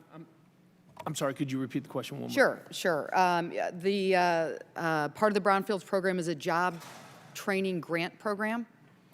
In your experience, are the environmental technicians in high demand in areas with brownfields projects? I would answer yes, absolutely. And we've got some pretty interesting examples, not just from the private industry itself, but I referenced in my written testimony as well the King County, Seattle, Washington area that also had a diversion program for those that were coming out of incarceration that we could train to work on these sites in a public-private partnership manner. So we are getting creative with job creation specifically, not only working with the private industry, but also using some of the resources that we have as well. And Mr. Phillips, do you have anything to add to that since you're more in the private end of things? I mean, I would agree that environmental technicians are in high demand, and there are large companies out there that we've hired a lot of their services to provide technical and remediation support for the cleanups. And you know, it's you can analogize it to when you spot some mildew in your house from a ventilation fan, maybe not keeping up with your shower exhaust and your steam, and you can hire somebody who can clean it up pretty quickly with some bleach, or you can hire a certified company to cordon off the place and perform a fumigation, all kinds of remediation. The differences in costs are orders of magnitude. And I see there's sort of an analogy here with brownfield cleanup too. And that's maybe getting a little bit off course for what you guys were trying to look at right now for this hearing. But that I think that relates to the technician question and where do we need to focus? Where is the expertise really needed, and how can we do that more inexpensively? All right, thank you. Mayor Robertson, in your experience, how has the Brownfields program interfaced with other community redevelopment programs, such as the Rails to Trails or transit programs in your city? We've seen some of that in again, the community where I live. And could the federal government do more to encourage the selection of projects that incorporate multiple redevelopment design elements? Yes, absolutely. And thank you for pointing that out, because in addition to just taking the land and creating economic opportunities, there's an opportunity to take some of this land and create open space, create active transportation opportunities. People can do walking and biking, and so that's what the Rails to Trails program has done, and I'm hoping that we can continue it. I would like to just add one other item on the workforce thing, is that just to say that one thing that I think we're missing here on the workforce development and training that's available for EPA is an opportunity for those skill sets to bridge into other environmental areas.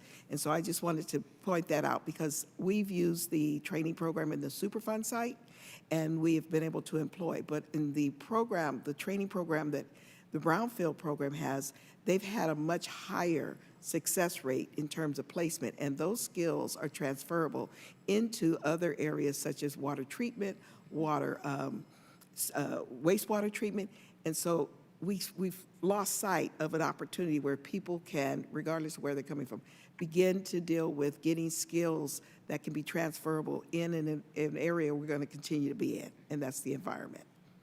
So I wanted to say that. I'm sorry that, but speaking to the rails to trails and all of our open spaces, even within our commercial areas, we are finding better ways to incorporate the what do you want to say, the open space, the rails to trail, but areas where people can find solace.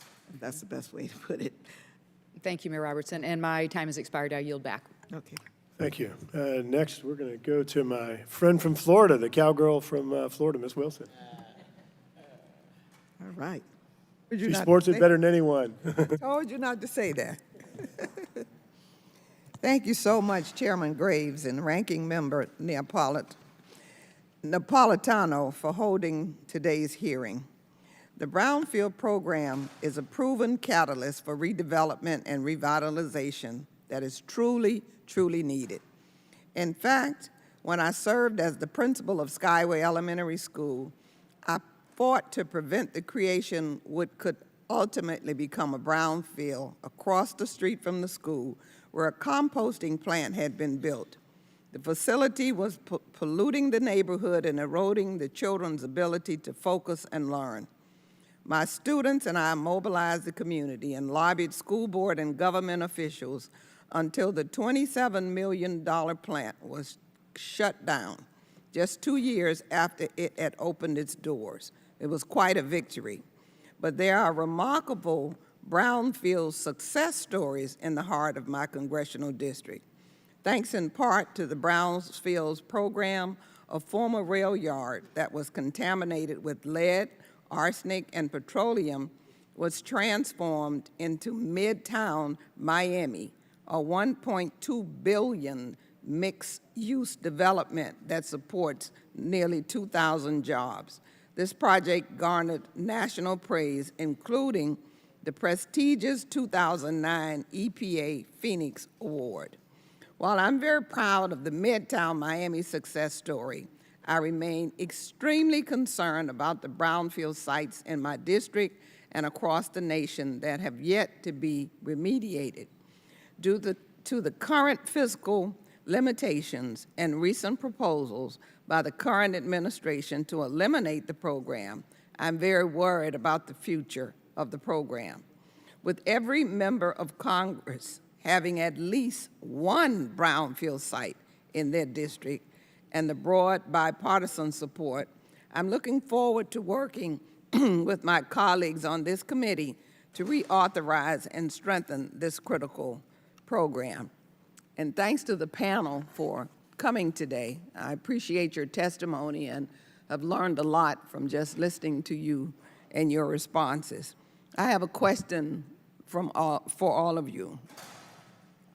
We have heard multiple times today that for every $1 spent through the Brownfield program, $17.50 is generated in economic return. Can you describe for us how this economic return is generated? What does this look like on the ground in a community that has received a Brownfield grant? First come, first serve. Go, Mayor. Congressman, I can only tell you,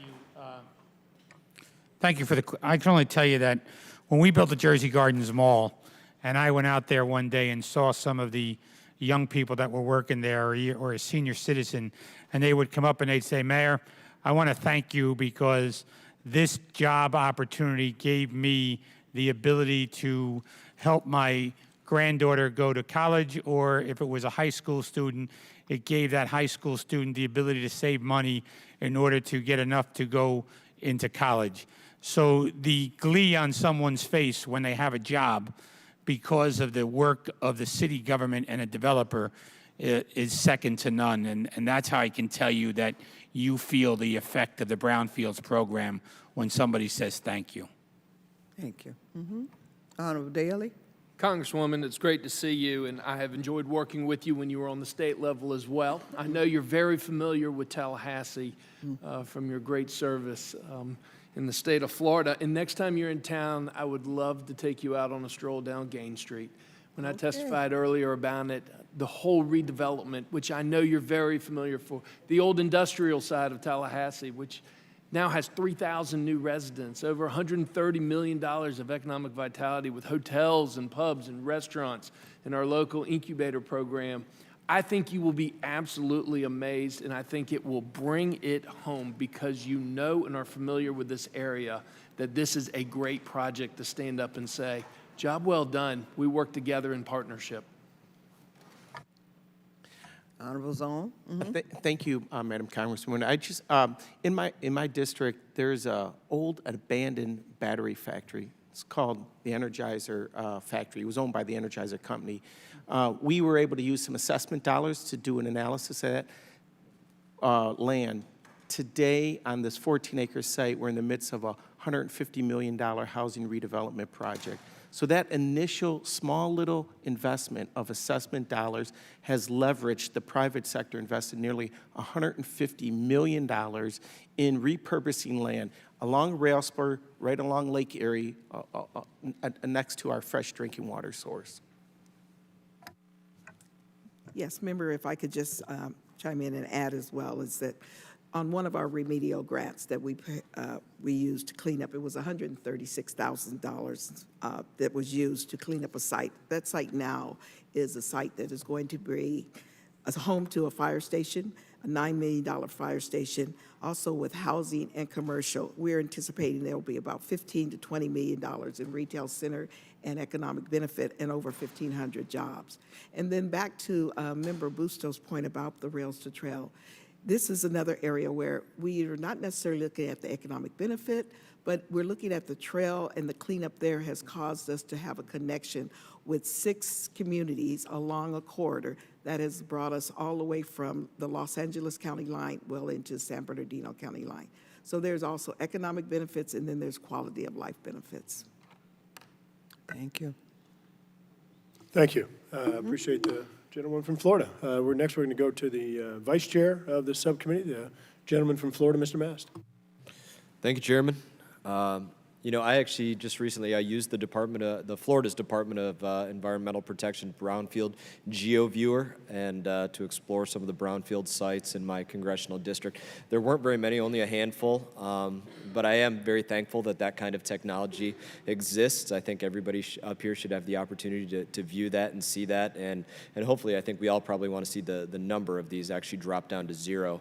Now, from what I've heard, this program is a pretty fine example of the way federal government programs ought to work. I think they should probably be mirrored. You know, the federal government shouldn't necessarily be involved in doing everything at the state and local level that they can handle on their own down there, but, you know, provide support where need be, you know, and even in circumstances where the federal government may get involved, should probably be very careful not to sideline state and local partners, you know, really allow the state and the locality to take full ownership of the problems that are faced that were developed in those areas. And I think, unfortunately, that's where Washington gets into trouble, is when Washington takes full ownership of these programs. So in that, Mr. Daly, I'd like to ask you a question, if you don't mind. You know, when it comes to what they did in Leon County with the Cascades Park, I think it's interesting to turn the brownfields into public parks. I think that's certainly one of the decent ideas that is out there. And also have it function as a stormwater management area. That's a good marrying of what you can do in there. My community is pretty conscientious of pollutants entering into our waterway. We have water from Lake Okeechobee that comes into the Indian River Lagoon in my area, and so we're pretty in tune with that. So I'm interested to know from you what kind of monitoring, what kind of assessment has been done after the cleanup to essentially ensure that there wasn't anything leaching out, things weren't washing downstream. What goes on after? And then maybe even follow up beyond that to say, has the EPA been of good assistance in providing technical support after everything has been said and done? Or are you getting that support downstream that you need? Congressman, first of all, thank you for the question and the opportunity to respond. I can tell you when it comes to Cascades Park, and you being a Floridian understand the importance of Cascades Park to our history, where St. Augustine and Pensacola met halfway to form the government of the state of Florida. It has always been very important to us, but obviously over the years we did not necessarily take enough care of it on the local level and had to move forward with the redevelopment of it. I can tell you that I'll need to follow up with the specific details on the environmental remediation and continue monitoring. However, I can tell you that it is a national award-winning park and stormwater facility, not only based on the design and the flow of the work, but also based on our environmental record as well for maintaining that facility and being able to move forward. But you are absolutely correct that first and foremost, it is a nationally award-winning stormwater facility. When the hurricane came through Tallahassee back in September, knock on wood, it worked beautifully. It's built to flood and then draw down immediately. It just also happens to be a beautiful park. I will be more than happy to follow up with your office with the intimate details. But yes, as far as I know, we have not had any problems with the EPA in partnership with the monitoring moving forward. They've been good partners for us. That would be outstanding. Yeah, if you could certainly get back to me or this committee, let us know, what's being done going forward, if there's further support needed or something that needs to be addressed to ensure that this continues to be sustainable in that way. I hope you'll let us know, and I yield back, Chairman.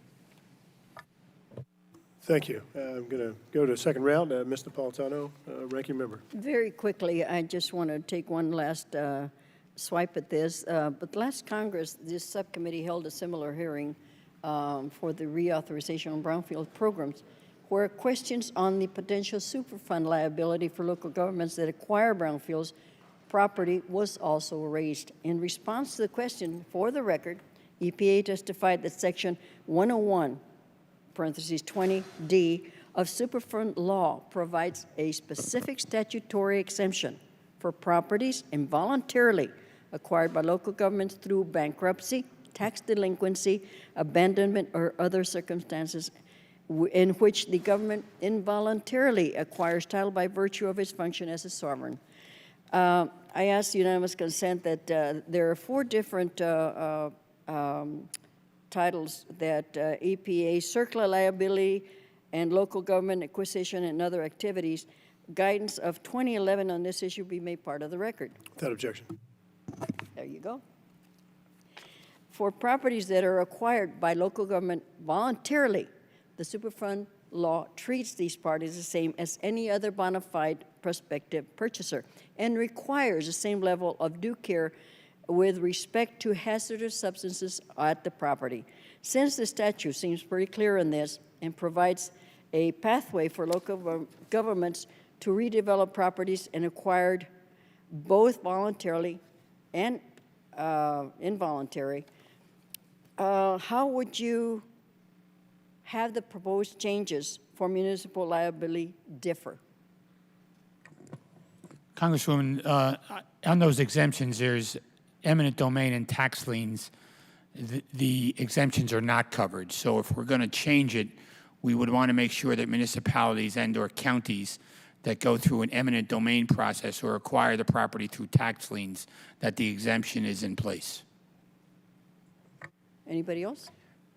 I would just add that, a lot of the property that my colleagues around this country have acquired through involuntary actions have become voluntary, working with the state EPA and the federal EPA, saying this has become a hazard on our community and we need to step in to remediate it, working every step of the way, having that indemnification and working with the Environmental Protection Agency to support that local government would be highly important. That's it? Well, and then if it's voluntary, then would there be a different way of looking at it? Well, I would just say, Congresswoman Napolitano, even properties that we acquire through tax delinquencies, one of the examples has been often cited in the law and often presumed to be protected, may not necessarily be exempt if local governments took it affirmatively or voluntary by that through that tax delinquency process. That's always a risk to a local government and one of the reasons or the impediment to cleaning up that property as well.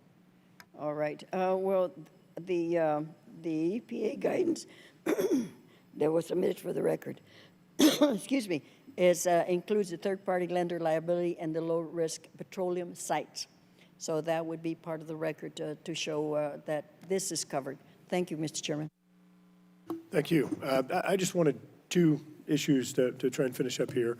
Number one, Councilmember Zone and a few others we've talked about helping to address liability issues for local and state governments, and whether it be through voluntary and involuntary acquisition. I just want to get your thoughts, Councilmember Zone, on I guess, relegating that liability protection to public entities, or should that also carry over to private entities that choose to come participate in cleanup but perhaps had nothing to do with the actual contamination?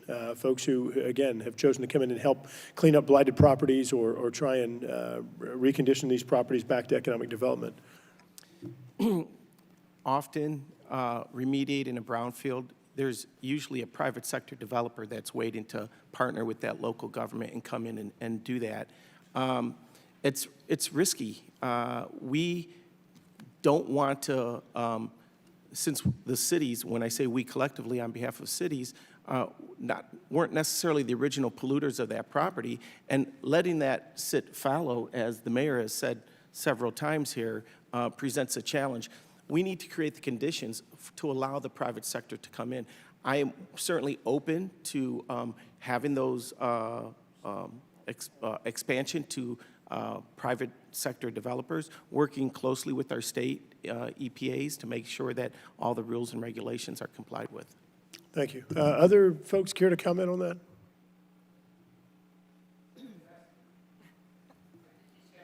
He said it best. Thank you, Mr. Mayor. Next question, Mr. Phillips. I'm very curious. You know, Ranking Member Napolitano, myself, we talked about concerns expressed with decreased public resources available for investment into brownfield properties, and we talked about some of the objectives that I think we share. You talked about a model whereby some properties are actually ripe for private investment.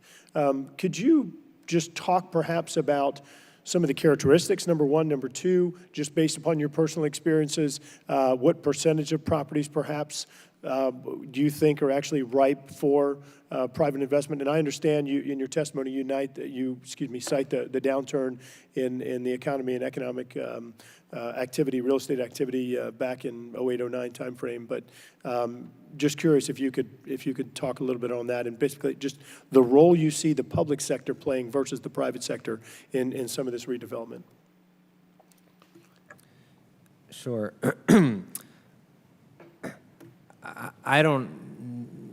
I think that the answer to the question as to how many sites are ripe for redevelopment without much public involvement, at least public resources, is one that fluctuates greatly depending upon the local and even national real estate markets. Mm-hmm.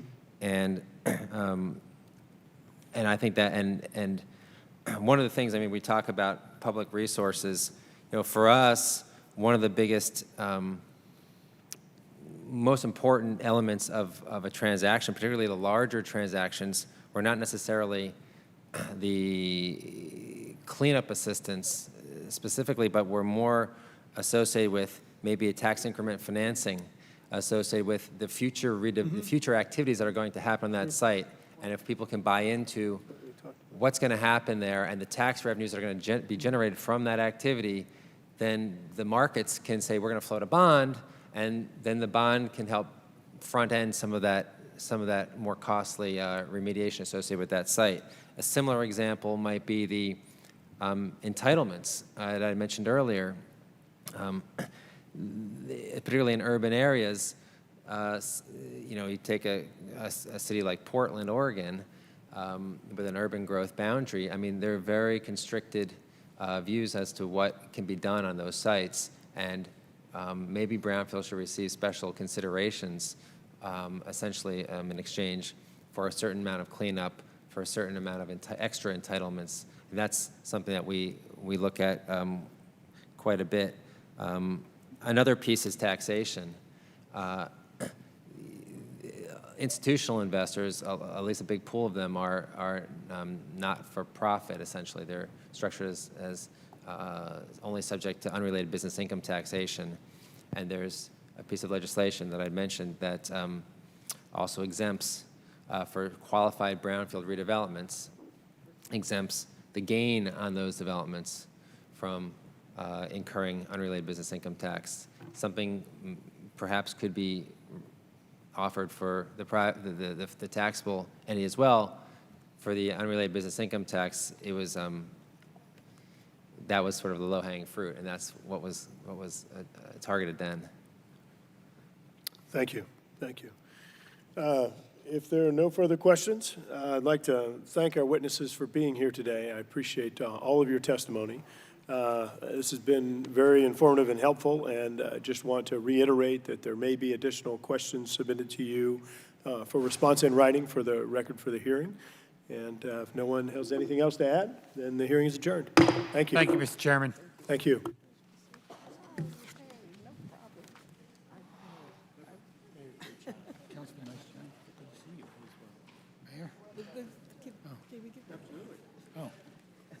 Oh, sure. Hanging in there. You know what? I decided I would let you.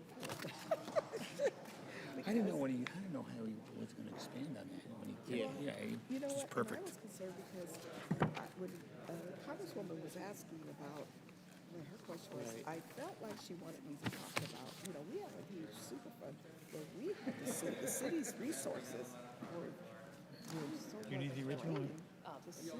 No. I have a copy, so I have a copy. You want me to take another one? Yeah. We're still that way with